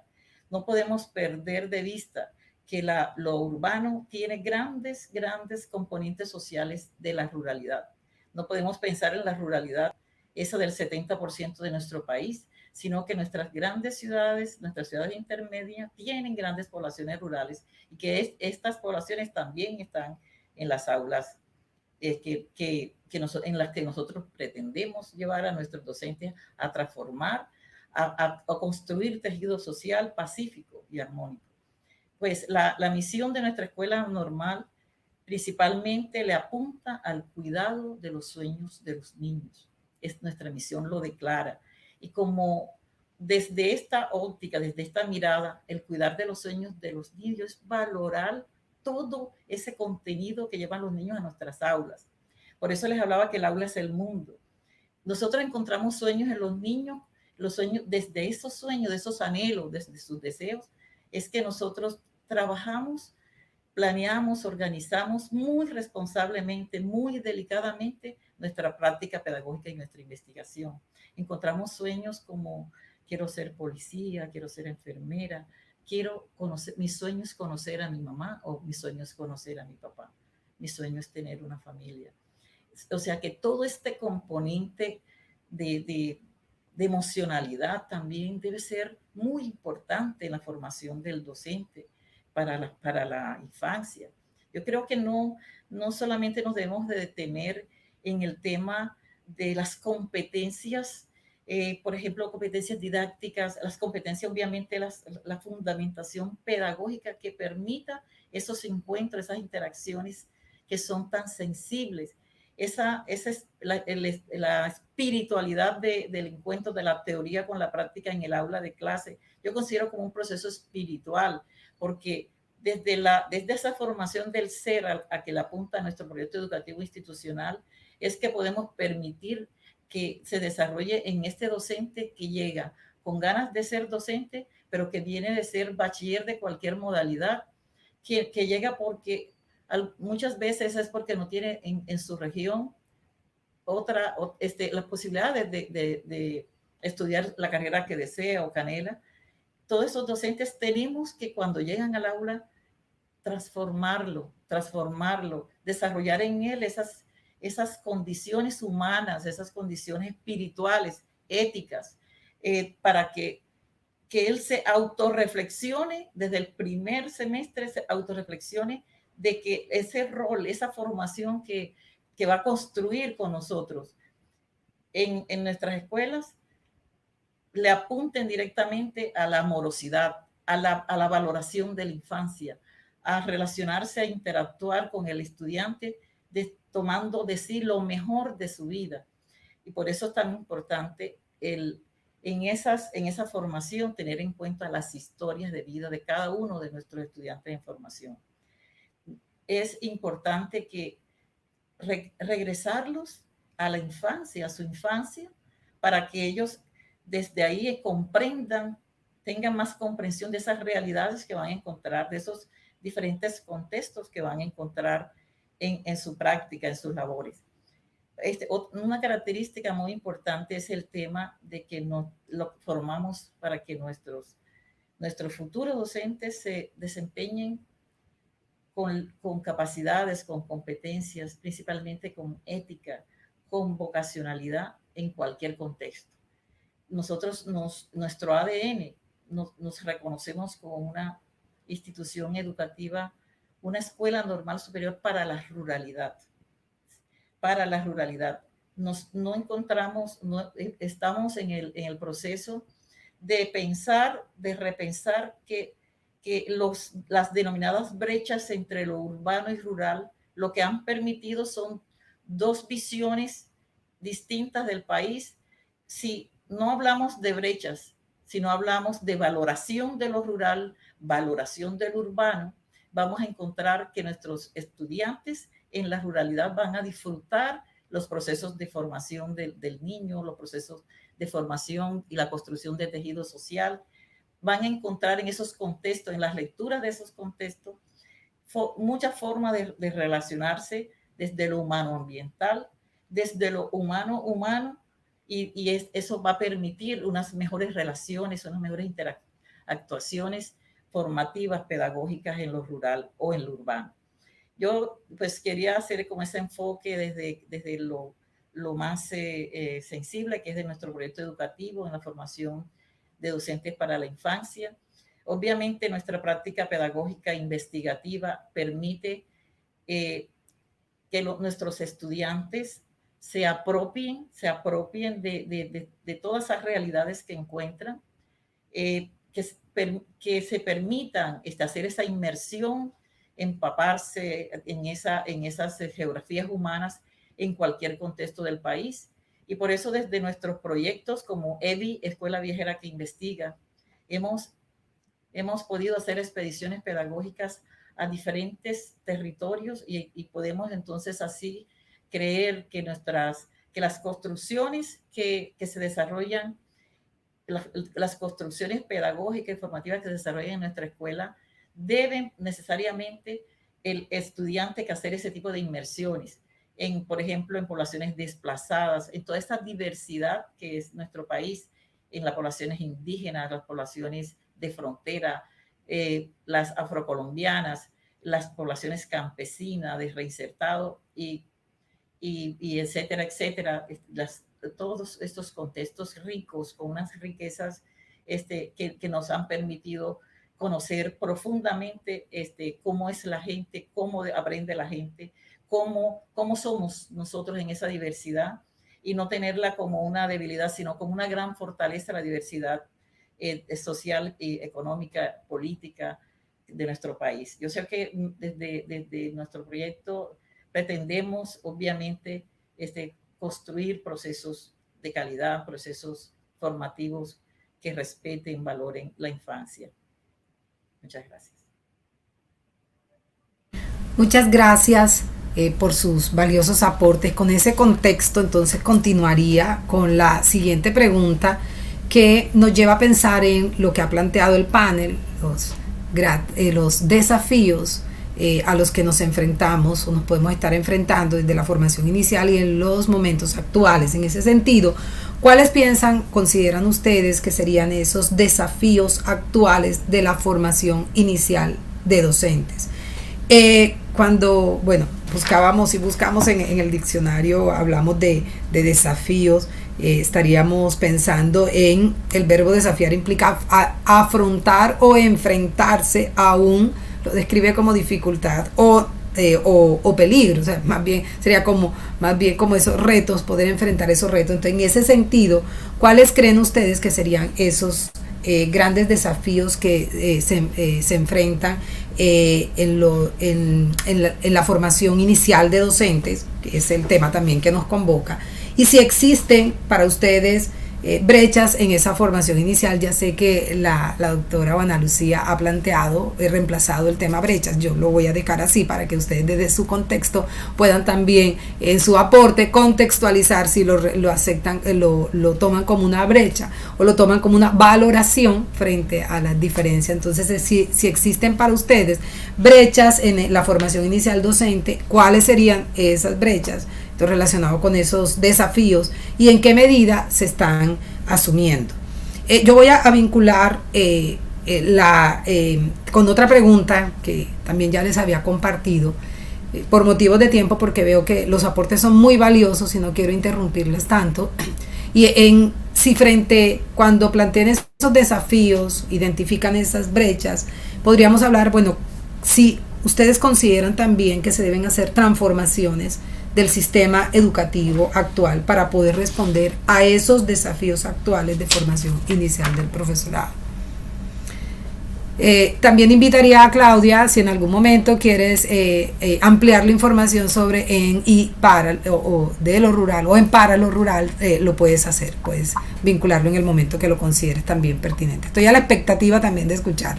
Adelante. Bueno, sí, efectivamente, yo he sido como muy juiciosa con el tiempo de no pasarme los 4 minutos que tú inicialmente nos has propuesto, Carmen, pero sí quisiera retomar el tema de la formación en y para lo rural. Entonces, creo que allí hay una diferenciación importante en cuanto a las instituciones formadoras. Unas forman más en lo rural, porque es el contexto en el cual se desempeñan y además se desarrollan sus actividades de formación, y otro es formar para la ruralidad. Efectivamente, no deberían haber brechas o diferencias en si yo formo un docente para que se desempeñe en lo rural o en lo urbano, porque la formación de docentes debe ser integral. Sin embargo, hay unos datos importantes que yo quisiera compartirles, y es que pues, de los 330.000 educadores que hay en el país, 113.000 aproximadamente, son el 34%, se desempeñan en las zonas rurales, y de ellos el 9% tienen como último título normalistas superiores. Desde a diferencia en la zona urbana, solamente el 2% presentan como último título de estudios ser normalistas superiores. Entonces, pues hay datos importantes que nos muestran estas estadísticas, y es que efectivamente, y desde la experiencia que nosotros hemos tenido y desde cómo se comporta la oferta de formación inicial en el país, entonces es claro que en algunas regiones la única oferta de formación para docentes, para el ejercicio de la docencia, para ser licenciados o normalistas, es la Escuela Normal Superior. O sea, allí no llegan, en algunos departamentos no llegan los programas de licenciatura, las facultades de educación o las instituciones de educación superior para formar educadores, docentes o directivos docentes. Entonces son las normales allí en estas zonas, que en departamentos como Vichada, Vaupés, Amazonas, en donde efectivamente pues la población solamente tiene como opción para ser docente ir a la escuela y formarse en una escuela normal superior. Y la escuela normal superior está inmersa en sectores rurales en su gran mayoría, y por lo tanto la formación de los normalistas superiores se hace en y para la ruralidad. Entonces allí como que cumple ese doble objetivo.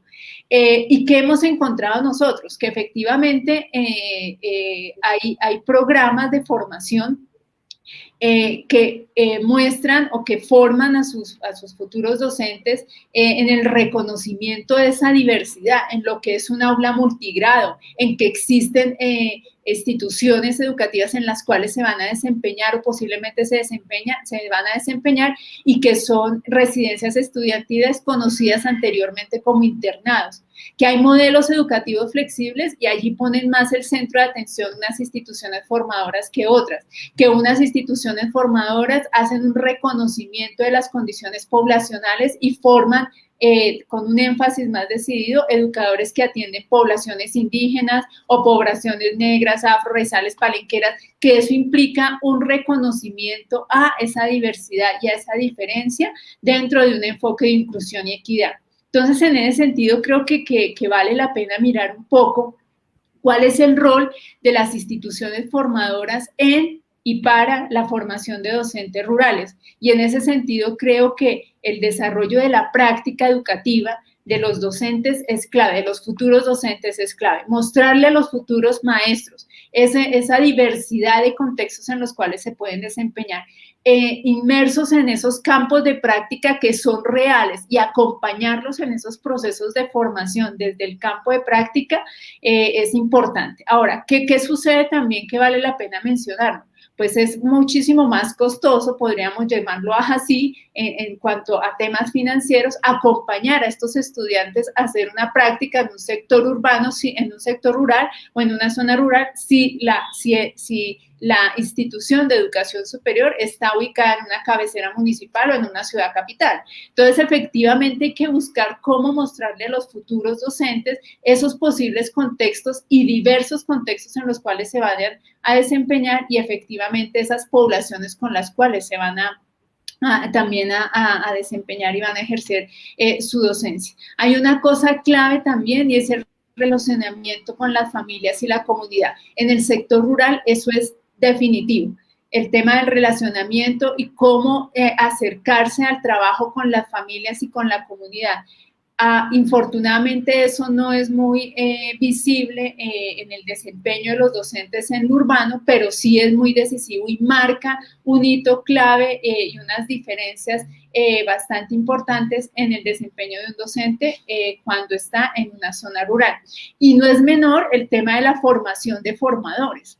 Entonces creo que allí hay otro tema que hay que mirar, y es cómo se están formando quienes forman a los maestros. Y efectivamente, pues hay dos diferencias claves que hay que revisar, y es que en las escuelas normales superiores ellas hacen un esfuerzo grande por formar a los docentes en el marco, a sus docentes que forman a los normalistas superiores, en el marco de los convenios que tienen con las instituciones de educación superior, pero también quedan un poco supeditados a los programas de formación que plantean las secretarías de educación desde su plan territorial de formación, que no necesariamente están diferenciados frente a la misión de una escuela normal superior y a la naturaleza de una escuela normal superior. A diferencia de los planes de formación que tienen en las facultades de educación y en las instituciones de educación superior, en donde pues los esquemas son bien diferentes. Entonces yo creo que vale la pena reflexionar sobre estos campos de práctica, sobre cómo acercar a los estudiantes, a los futuros docentes, a los futuros directivos docentes, a estas realidades de contexto, a esa lectura que mencionaba Ana Lucía, a esa lectura de contexto que mencionaba Ana Lucía, y a ese reconocimiento pues de la diversidad y de las diferencias con las poblaciones posibles con las que se va a desempeñar un educador. Tú hacías una pregunta importante, Carmen, y es ¿cuáles son los desafíos actuales de la formación docente? Creo que son varios, múltiples, en varias dimensiones. Yo resaltaría algunos de ellos que creo vale la pena poner sobre la mesa para generar una reflexión y un diálogo profundo alrededor de los mismos. Y el primero es que las instituciones formadoras de docentes se acerquen de manera real, no de manera formal, sino de manera real a las realidades de las instituciones educativas, que es en donde los maestros, sus futuros egresados, se van a desempeñar, reconozcan los contextos de desempeño de los maestros, las dinámicas que se viven en una institución educativa, las dinámicas y relacionamientos que hay entre los estudiantes, los docentes, docentes con docentes. No es menor tampoco un desafío que tiene que ver con cómo llega un docente a una institución educativa por primera vez. Para ninguno de nosotros es un secreto que la soledad del docente novel es grande. ¿Cómo estamos formando desde nuestras instituciones formadoras de docentes a esos maestros, a esos futuros maestros que recién se van a insertar en una institución, y esa inserción exitosa a una institución educativa, qué implicaciones tiene para ese futuro profesional? Otro tema que nosotros hemos observado es un acercamiento a las políticas y tendencias del sector. No siempre un recién egresado conoce la política que lo cobija las normas que lo cobijan, la relación que él tiene con un posible vínculo con la Secretaría de Educación y de la Secretaría con el Ministerio de Educación. Entonces, esas estructuras a veces son etéreas para los docentes, no las conocen y muchas veces no reconocen la normatividad que cobija a un futuro educador. Hay una cosa importante que nosotros hemos también evidenciado, es la falta de programas de formación, sobre todo a nivel de licenciatura, dirigidas para desempeñarse con población étnica. Y es un requerimiento que nos hacen continuamente las entidades territoriales, las secretarías de educación, y es las bajas posibilidades y oportunidades de formar a docentes para que atiendan o se desempeñen con población étnica y en el reconocimiento de esa diversidad y esa diferencia en el marco de inclusión y equidad en la educación. El otro tema que me parece importante como un desafío para tener en cuenta es el formar docentes y directivos docentes, o sea, en liderazgo, de tal manera que este futuro docente efectivamente vislumbre las posibilidades reales que tiene para asumir una coordinación, una dirección rural o una rectoría en una institución educativa, en un establecimiento educativo. No hay programas diferenciados de formación inicial para directivos docentes, pero el reconocimiento de que existe ese cargo y esa posibilidad debe ser viable desde estos procesos de formación. Otra de las cosas que consideramos o que creo yo es un desafío grande, es algo que mencionaba alguna de mis antecesoras en su intervención, Shirley, si mi memoria no me falla, y es el tema del equilibrio entre la teoría y la práctica. Y lo que nosotros evidenciamos es que no siempre ese equilibrio es armónico y en la formación de docentes se tiende mucho a la teoría y poco a la práctica en una relación armónica entre las dos. No quiere decir que haya un límite y una línea que las divida entre teoría y práctica, sino cómo se armonizan esas dos cosas para el desarrollo y la formación de los futuros educadores. Hay un tema también que nosotros hemos visto como un desafío y es el reto de contar con estrategias de atracción a futuros docentes. Creo que allí hay una cosa importantísima que hay que vislumbrar y es el equilibrio entre la oferta y las necesidades reales. En el país no existen estudios, y los extrañamos, en donde se evidencie cómo se está comportando la carrera laboral, cuántos docentes están saliendo de manera proyectiva, cuántos saldrán en unos años, y efectivamente cuántos docentes y en qué áreas necesitamos formar a docentes que se desempeñen y que cubran ese relevo generacional. Entonces, no hay un estudio sobre el tema y eso va articulado al tema de una estrategia de atracción basado en un estudio que efectivamente responda a oferta que sea pertinente a lo que necesita el país. Y tomo otros dos puntos que me parecen importantes, y es el tema de la creatividad, la innovación y la investigación. Esos tres términos se relacionan, pero no son lo mismo. Y efectivamente en los retos de formación de los docentes se requiere de los tres, de contar con docentes creativos, con docentes que innoven, pero no es menor con docentes que investiguen en el marco de lo que desarrollan y en el día a día de su ejercicio docente. Entonces, creo que ahí hay un reto importante y que vale la pena también pensarlo y reflexionarlo desde los procesos de formación. Y otra cosa, ya para terminar en este espacio, creo que hay algo muy importante y un desafío, y es el incentivar y promover la formación desde la autoformación. Cuando nosotros trabajamos con los docentes y en el diálogo que hacemos con las secretarías de educación, muchas veces nuestros educadores están esperando que el proceso formativo venga de afuera, que venga una institución de educación superior y los forme, que venga una escuela normal superior en convenio con una institución de educación superior que los forme, que venga alguien, que haya alguien de afuera que los forme. Pero entonces el promover esa autoformación, esas capacidades que tiene el mismo docente como profesional de la educación en el reconocimiento de su identidad profesional para articularse a una red, crear una red, hacer parte de una comunidad de práctica, desarrollar investigación con otros, creo que vale la pena ponerle atención desde los procesos de formación que desarrollamos en las facultades de educación y en las escuelas normales superiores. Y la otra pregunta que tú hacías, Carmen, sobre cuáles brechas y en qué medidas se estarían asumiendo, pues yo sí creo que hay unas brechas en los espacios en las posibilidades que tienen nuestros maestros de formarse, unas brechas que yo dividiría en brechas de tipo misional y en brechas de tipo administrativo.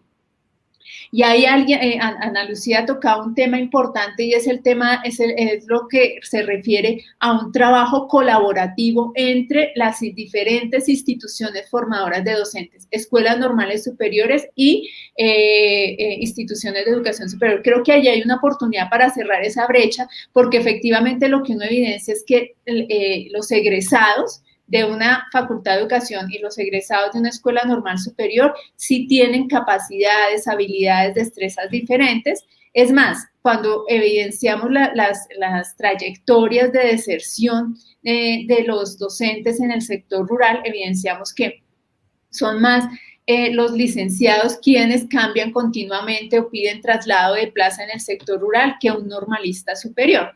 Entonces yo creería que hay unos retos importantes para poder mirar con detenimiento estas brechas, y cuando hablo de lo misional me refiero a la diferencia entre los perfiles de los egresados, la preparación para los diferentes contextos de desempeño de los maestros, el desarrollo y los mecanismos de divulgación de los procesos de investigación. O sea, creo que allí hay también una cosa importante, y es cómo estamos mostrando las investigaciones que se desarrollan alrededor de la formación de docentes, cómo se están divulgando, cómo se están usando, cómo se están optimizando. Entonces, creo que allí hay una oportunidad grandísima también para el cierre de las brechas, porque las escuelas normales superiores y las instituciones de educación superior hacen investigación, pero ¿qué tanto circula, divulga, se conocen esas investigaciones con el ánimo de generar conocimiento, de crear nuevas cosas, de innovar, de hacer cosas diferentes, de modelar? Entonces creo que allí hay una cosa importante para revisar.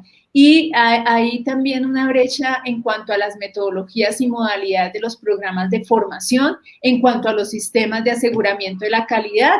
Creo que allí también hay que mirar algunas cosas entre las instituciones formadoras de docentes y entre los programas que forman docentes.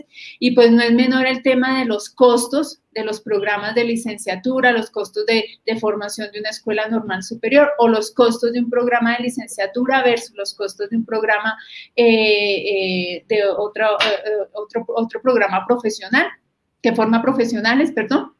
Las organizaciones internas de las instituciones formadoras de docentes, los sistemas de homologación son diversos, y el reconocimiento de saberes también es diverso. Y voy a poner un ejemplo, y es cuando un estudiante de una escuela normal superior entra a un programa de licenciatura, no siempre es recibido en primer semestre, en segundo, en tercero. Hemos encontrado que lo reciben hasta séptimo semestre. Entonces, la homologación de saberes también marca una diferencia entre las instituciones y cómo son vistas ellas mismas al interior del sistema, y creo que allí vale la pena revisar pues esas diferencias que pueden marcar una brecha, pero que también son una oportunidad grandísima para revisar, mirar, hacer investigación, observar, y sobre todo para articular un sistema que ya viene trabajando y que efectivamente tienen la pedagogía, la investigación y la evaluación continua como unos ejes que les permita observarse, reflexionarse a sí misma, pero sobre todo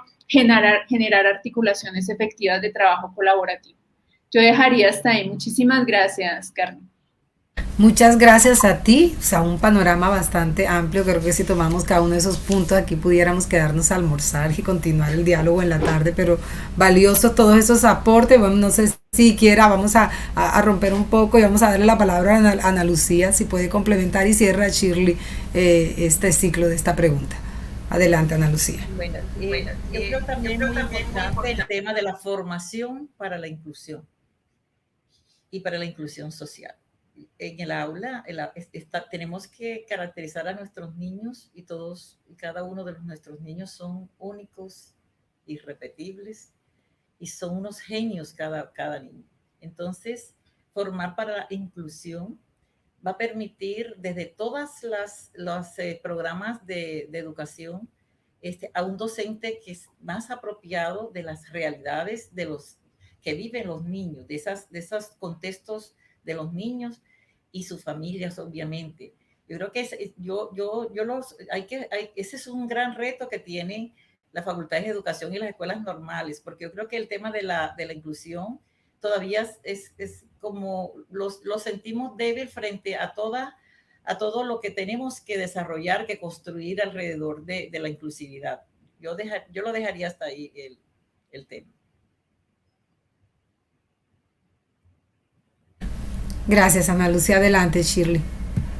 Muchas gracias. Bueno, yo voy a retomar algunas cosas que Claudia hacía mención, que yo las tenía en un orden distinto y me quedaron al final las que yo tenía al principio. Claudia, coincido mucho frente a tu posición de que nos falta y es necesario realmente poder, yo no lo llamaba así, tú lo llamabas estudio de atracción, pero yo creo que hay un tema importante que tenemos que hacer las universidades, las normales, lo que el Ministerio de Educación, y es un tema de mayor realismo al ejercicio de la formación docente. Me refiero a que tenemos que mostrar con más fuerza lo que estamos haciendo y cómo estamos generando los procesos de aula, los procesos de transformación. A veces estos diálogos quedan suscritos a estos espacios en donde profesionales como nosotros se lo piensan permanentemente y quedan aquí en el grupo cerrado de las personas que nos estamos pensando el proceso y no llegan a otros escenarios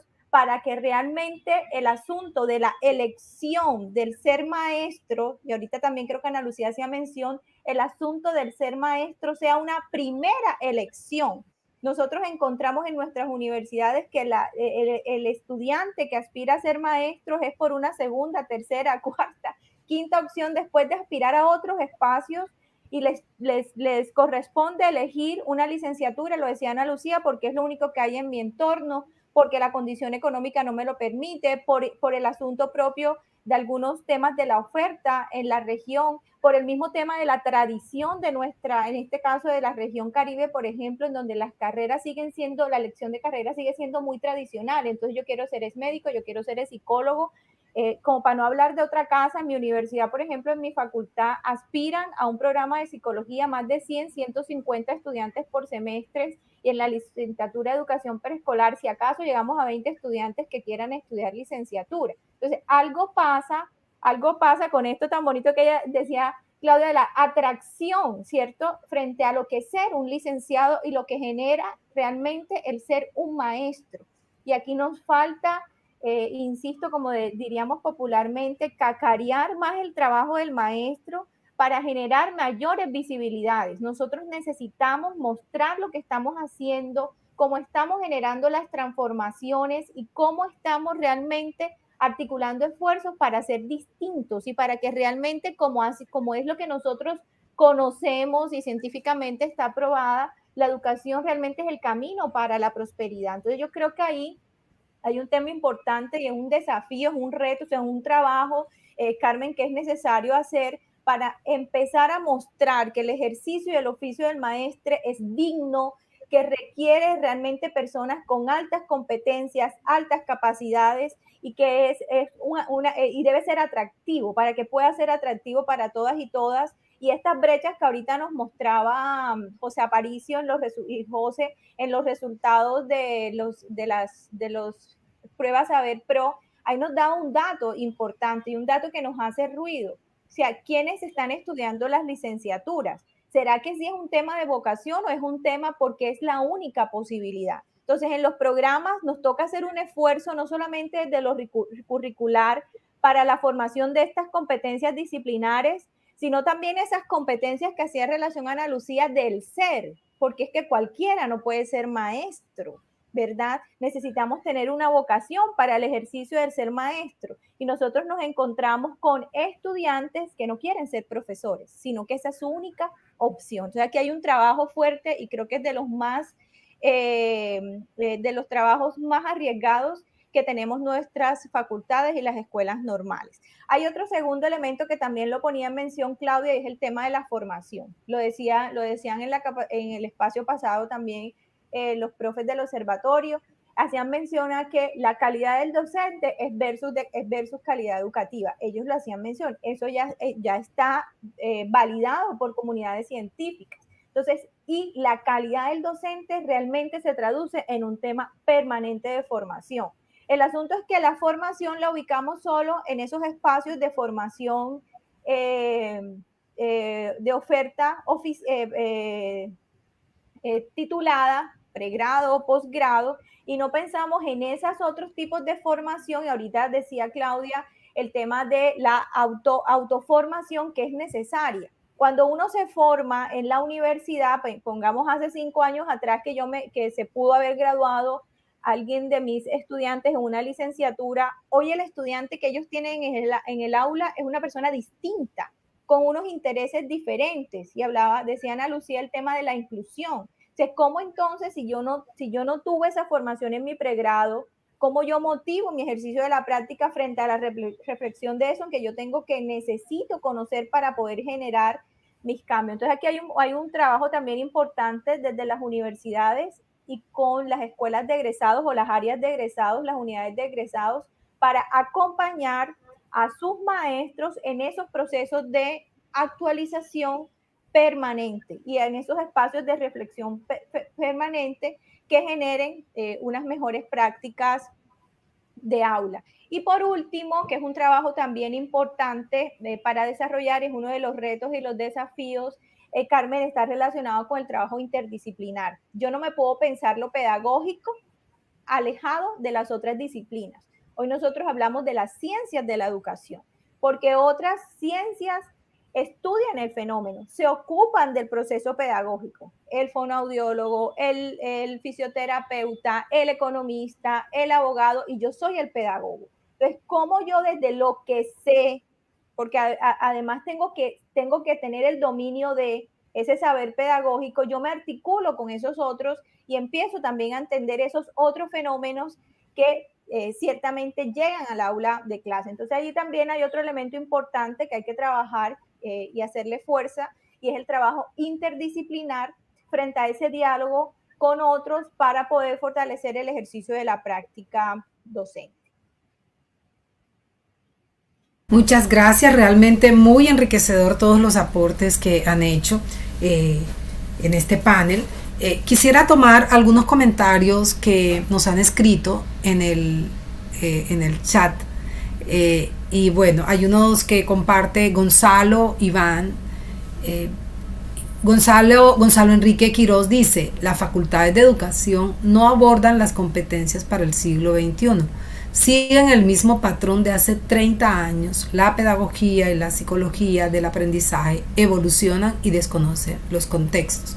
Ustedes en sus discursos, y bueno, ya lo hemos hablado también, lo hablaba José Aparicio, y acerca del valor agregado, de los resultados de las pruebas saberes, y estamos hablando de competencias. Sabemos que hay competencias básicas, competencias profesionales, pero también hay otro tipo de competencias, las que relacionaba, que nos hablaba, que tienen más que ver con el ser, que nos hablaba Ana Lucía.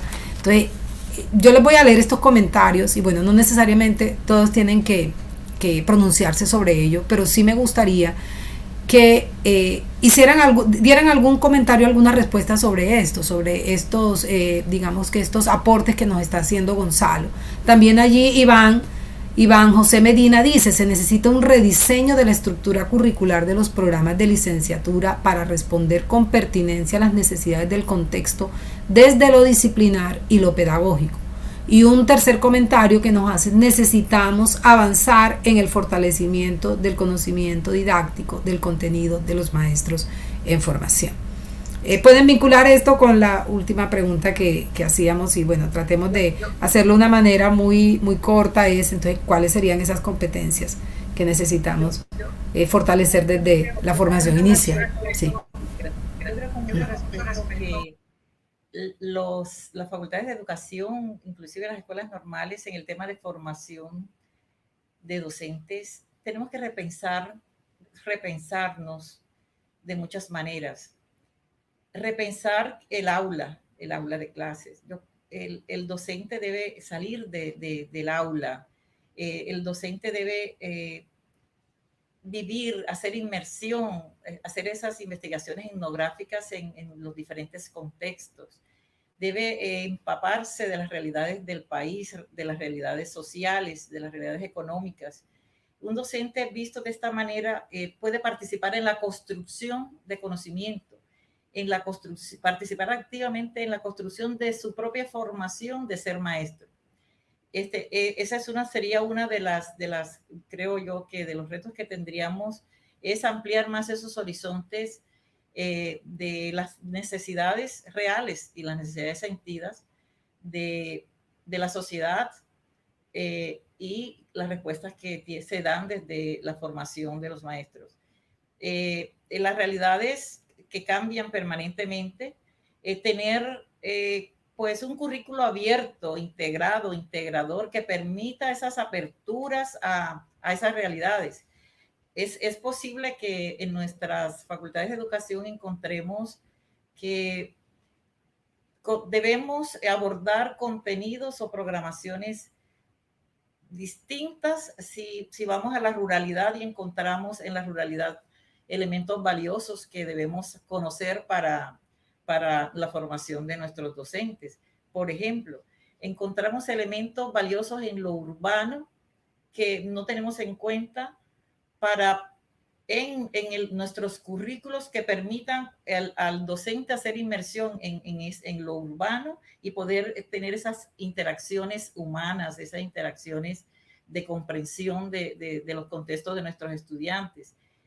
Yo creo que desde ahí sería muy valioso que los currículos nuestros permitieran esta reflexión, permitieran estos abordajes, permitieran estas aperturas a que desde todos los elementos participen en la construcción de esos currículos para que sean de verdad pertinentes a las necesidades y a esos cambios permanentes. Ahí también, como hablaba de las sorpresas que tenemos como sociedad. Por ejemplo, estamos hablando por ejemplo, la sorpresa que nos dio la pandemia. Entonces, con unos currículos que no permiten movernos hacia otros tipos de aprendizajes y enseñanzas.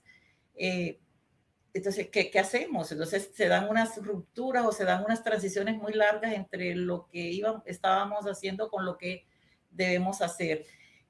Por eso esos currículos abiertos deben permitir que penetren todos esos componentes y todas esas ideas, tesis de afuera que nos hagan repensar, que nos muevan a construir unos currículos más abiertos, más pertinentes, más flexibles a todas las situaciones que se están viviendo en nuestra sociedad.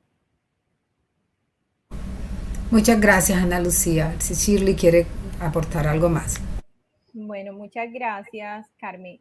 En relación a los comentarios de los profesores que están en sala, yo creería que el asunto, estos son muchos andamiajes, porque las facultades de educación, las normales, las escuelas de formación de maestros, no pueden estar desarticuladas de lo que pasa en el sistema educativo, ¿cierto? Entonces, en el sistema en su completitud. Y aquí hay una cantidad de piezas que para que encajen realmente la cosa no es tan fácil. Yo no creería que los currículos sean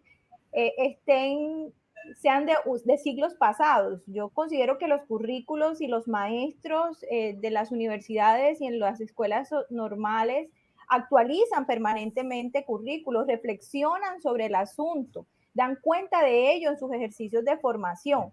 Pero aquí hay un asunto y se mencionaba ya anteriormente y es esa brecha y aquí es un tema que sí es crítico y es el asunto de como uno forma y como uno quisiera realmente que fuera la realidad escolar, pero lo que pasa cuando nuestro maestro que tiene toda la información, por ejemplo, en tendencias, en TICs, por poner un ejemplo, llega a un aula de una escuela de nuestra ciudad, de nuestro país, de nuestra región, y se encuentra con la escuela no tiene condiciones para. Entonces, aquí hay un asunto y es cómo realmente nosotros, y por eso hablo del andamiaje del sistema, y es cómo nosotros articulamos las acciones para que nuestros profesores, luego de formarse en temas propios de las tendencias actuales en educación, llega a una escuela cuando el sistema escolar es el que está todavía anclado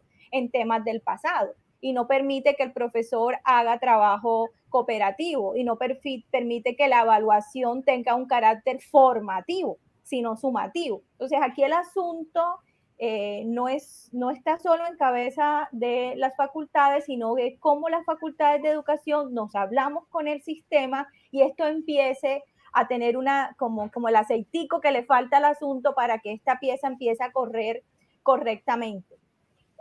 Y en relación al tema de la competencia, que la competencia en sí misma realmente es un tema que a mí no me gusta, o sea, la categoría de competencias, pero es un tema que debemos conocer, que tenemos que dignificar también desde la comprensión administrativa que tiene el concepto. Creería que la competencia nos ubica en un horizonte, en algo en que nosotros queremos llegar y alcanzar. Entonces, desde aquí y como motivación final, porque ya es la última intervención, como motivación final, creo que las universidades y los educadores nos tenemos que preguntar 3 cosas. Primero, ¿qué sé? ¿Cierto?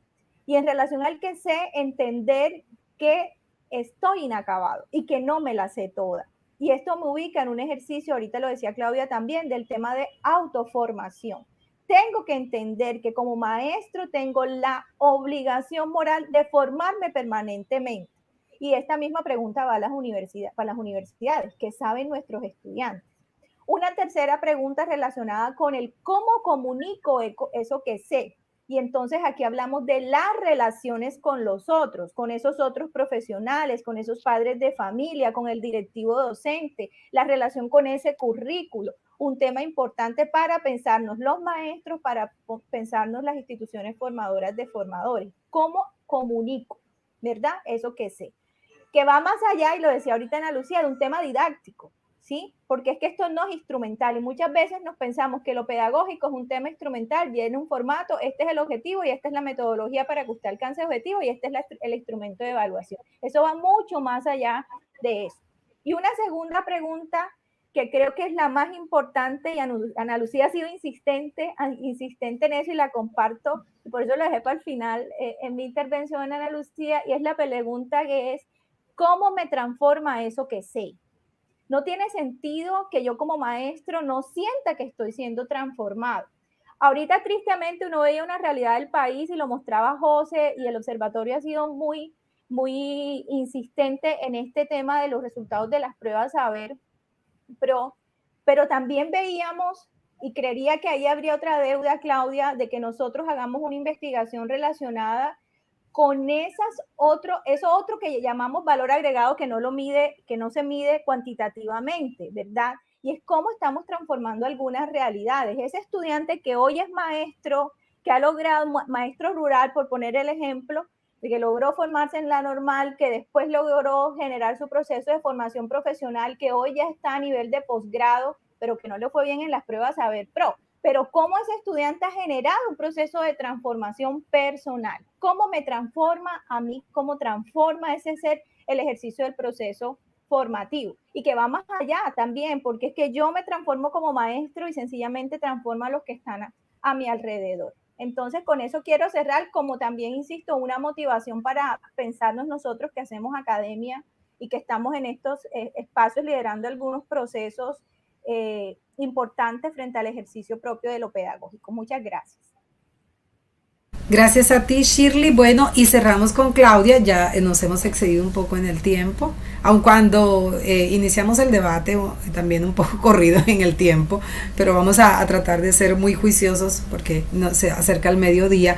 Entonces le tocó a Claudia, no sé si puede Claudia cerrar si logró escucharnos o si quieres, Claudia, bueno, te hago la invitación. ¿Sabe qué me gusta de que ustedes también le han sugerido al observatorio? Y por allí detrás nos deben estar escuchando Jorge Valencia, el jefe, el decano y otras personas más, Lorena, de estudios por hacer. Eso eso nos está haciendo una invitación y es a continuar. ¿Qué tipo de investigaciones pertinentes podríamos hacer que ayuden a transformar y a mostrar también? Hay investigaciones que se hacen, alguien lo decía, que cómo se está haciendo, que o sea, eso nos ayuda a cerrar brechas. Entonces hay una invitación que también está saliendo de este espacio, es a continuar el debate, a no dejarlo aquí, porque sé que hay muchos otros aspectos que pudieran tocarse más profundamente, pero que en 1 hora 15 minutos pues hacemos como un acercamiento y muy valioso. De verdad quiero reconocer esos aportes tan valiosos que ustedes han hecho. Entonces les voy a dar esa última palabra a Claudia y al observatorio que plantea allí posibles estudios que podamos realizar en conjunto, e integrando y articulando las escuelas normales, el mismo ministerio, las facultades de educación, bueno, y otras, y hablando de lo interdisciplinar, otras desde otros espacios, escenarios. Aquí se habló mucho también de retomar esa formación del directivo docente. O sea, hay información valiosa que vale la pena volver a escuchar el debate y profundizar sobre algunas líneas que ustedes han planteado. Entonces, Claudia, te voy a dar la palabra para que con tu intervención cerraríamos. Invitaría a Lorena a que nos acompañe y así van a hacer el cierre formal del evento. Adelante, Claudia. Muchísimas gracias, Carmen. Sí, afortunadamente me salí del sistema un momento, pero sí escuché parte de lo que me planteó Ana Lucía y Shirley, y yo creo que tú has tocado algo muy importante, y es sobre todo esos desafíos que tenemos y que es lo bonito del sector, ¿no? Que no todo está acabado, que siempre hay algo que reflexionar, algo en que pensar, algo en que revisar lo que hacemos, etcétera, etcétera. Y yo creo que están dadas las condiciones para que como sistema nos articulemos para sacar adelante varias cosas de las que aquí se han mencionado alrededor de la formación de docentes. Claro, cada uno desde el rol que le corresponde, ¿no? Y aquí tú has tocado un tema y es el tema de la investigación. Y creo que vale la pena ahí mirar, sobre todo, investigaciones relacionadas, de pronto soy un poco insistente, con el tema de la carrera laboral del maestro, en cuanto a esos flujos que se dan de entradas y salidas de los maestros, los años de permanencia en el sistema y sobre todo frente a ese flujo y esa trayectoria que hacen los maestros, no solamente para el ejercicio docente, sino en el ejercicio docente, o sea, de la misma práctica. ¿Cuáles son los programas que efectivamente deben ser ofertados por las instituciones formadoras de docentes? Entonces, para cuando nosotros revisamos un poco los docentes y las plazas y todo el sistema en cuanto a qué docentes se requieren en las entidades territoriales, vemos que faltan docentes de matemáticas. Vemos que toda esta tendencia del STEM podría ser una posibilidad para reactivar el acercamiento al estudio de la ciencia, las matemáticas, el arte. Y creemos que allí hay un estudio que con evidencias muestre hacia dónde debería ir la oferta de los programas de formación, es bastante pertinente. No es menor tampoco la divulgación de las investigaciones en el país. Las instituciones de educación superior, las normales, hacen procesos de investigación, pero no se conocen, no se divulgan. Entonces, por lo tanto, las evidencias casi siempre quedan en espacios a nivel internacional o en grandes investigaciones que se hacen en publicaciones indexadas que son súper valiosas o en publicaciones académicas reconocidas por MinCiencias, pero que efectivamente hay otras investigaciones que hacen nuestros estudiantes de licenciatura, nuestros estudiantes normalistas, y que efectivamente vale la pena revisar, mirar, dar a conocer, divulgar. Y por eso son tan importantes también esos seminarios que a veces hacen las instituciones formadoras de docentes para dar a conocer esto, pero creo que allí hay una fuente de información que de pronto no se está utilizando y optimizando de la mejor manera. Entonces yo creo que hay una cosa importante. Y la otra, que sí me parece un reto fundamental, es el sistema o un sistema, una estrategia de atracción a los bachilleres hacia las carreras de licenciatura, hacia las carreras de formación para ser docentes, para ser educadores, por un lado, y por el otro, el papel del directivo docente, que no es menor. Todos los estudios muestran que el docente es el primer factor que incide de manera directa en el mejoramiento de la calidad de la educación, y el directivo docente es el segundo factor. Y no es menor, o sea, es quien lidera la institución educativa, es quien empuja, es quien coordina, es quien lleva las riendas de una institución educativa. Entonces, las prácticas de liderazgo de un directivo docente son fundamentales para el desarrollo de una institución educativa y sobre todo para el mejoramiento de la calidad en ese impulso del liderazgo que ellos desarrollan con su comunidad y con sus docentes. Entonces, en ese sentido creo que vale también la pena mirar un poco el rol del directivo docente en los procesos de formación de docentes en general.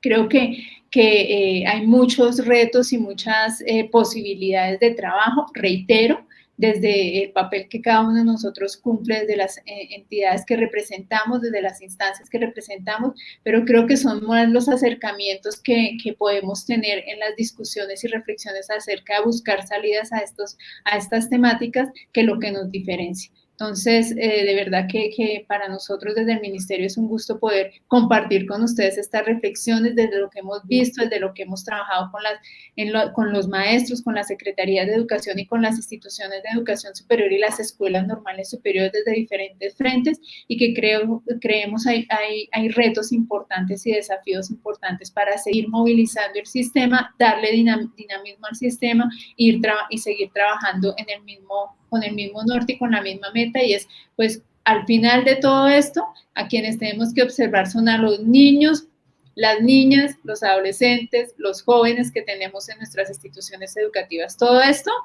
lo hacemos es por y para ellos. Entonces, creo que ese objetivo no lo debemos perder de vista desde lo que hacemos en el sector educativo. Muchas gracias, de verdad que para nosotros es un gusto, y muchísimas gracias a CHIR.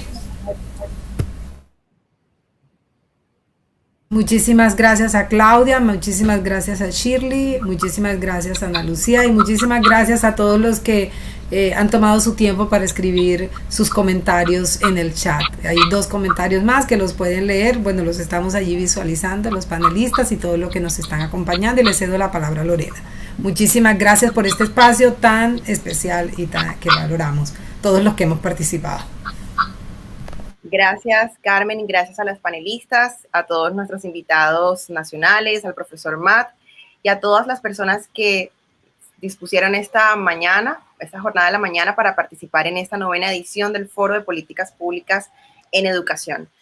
A los interesados en continuar viendo pues esta transmisión, en hacer seguimiento detallado de toda la información que se dio en esta jornada, vamos a compartir en la página web del evento este video, esta grabación de nuestra 9ª edición del Foro de Políticas Públicas en Educación. Muchísimas gracias y nos vemos en la próxima versión del foro. Feliz resto de tarde. Los siguientes contenidos de Uninorte.co te pueden interesar. No olvides suscribirte a nuestro canal.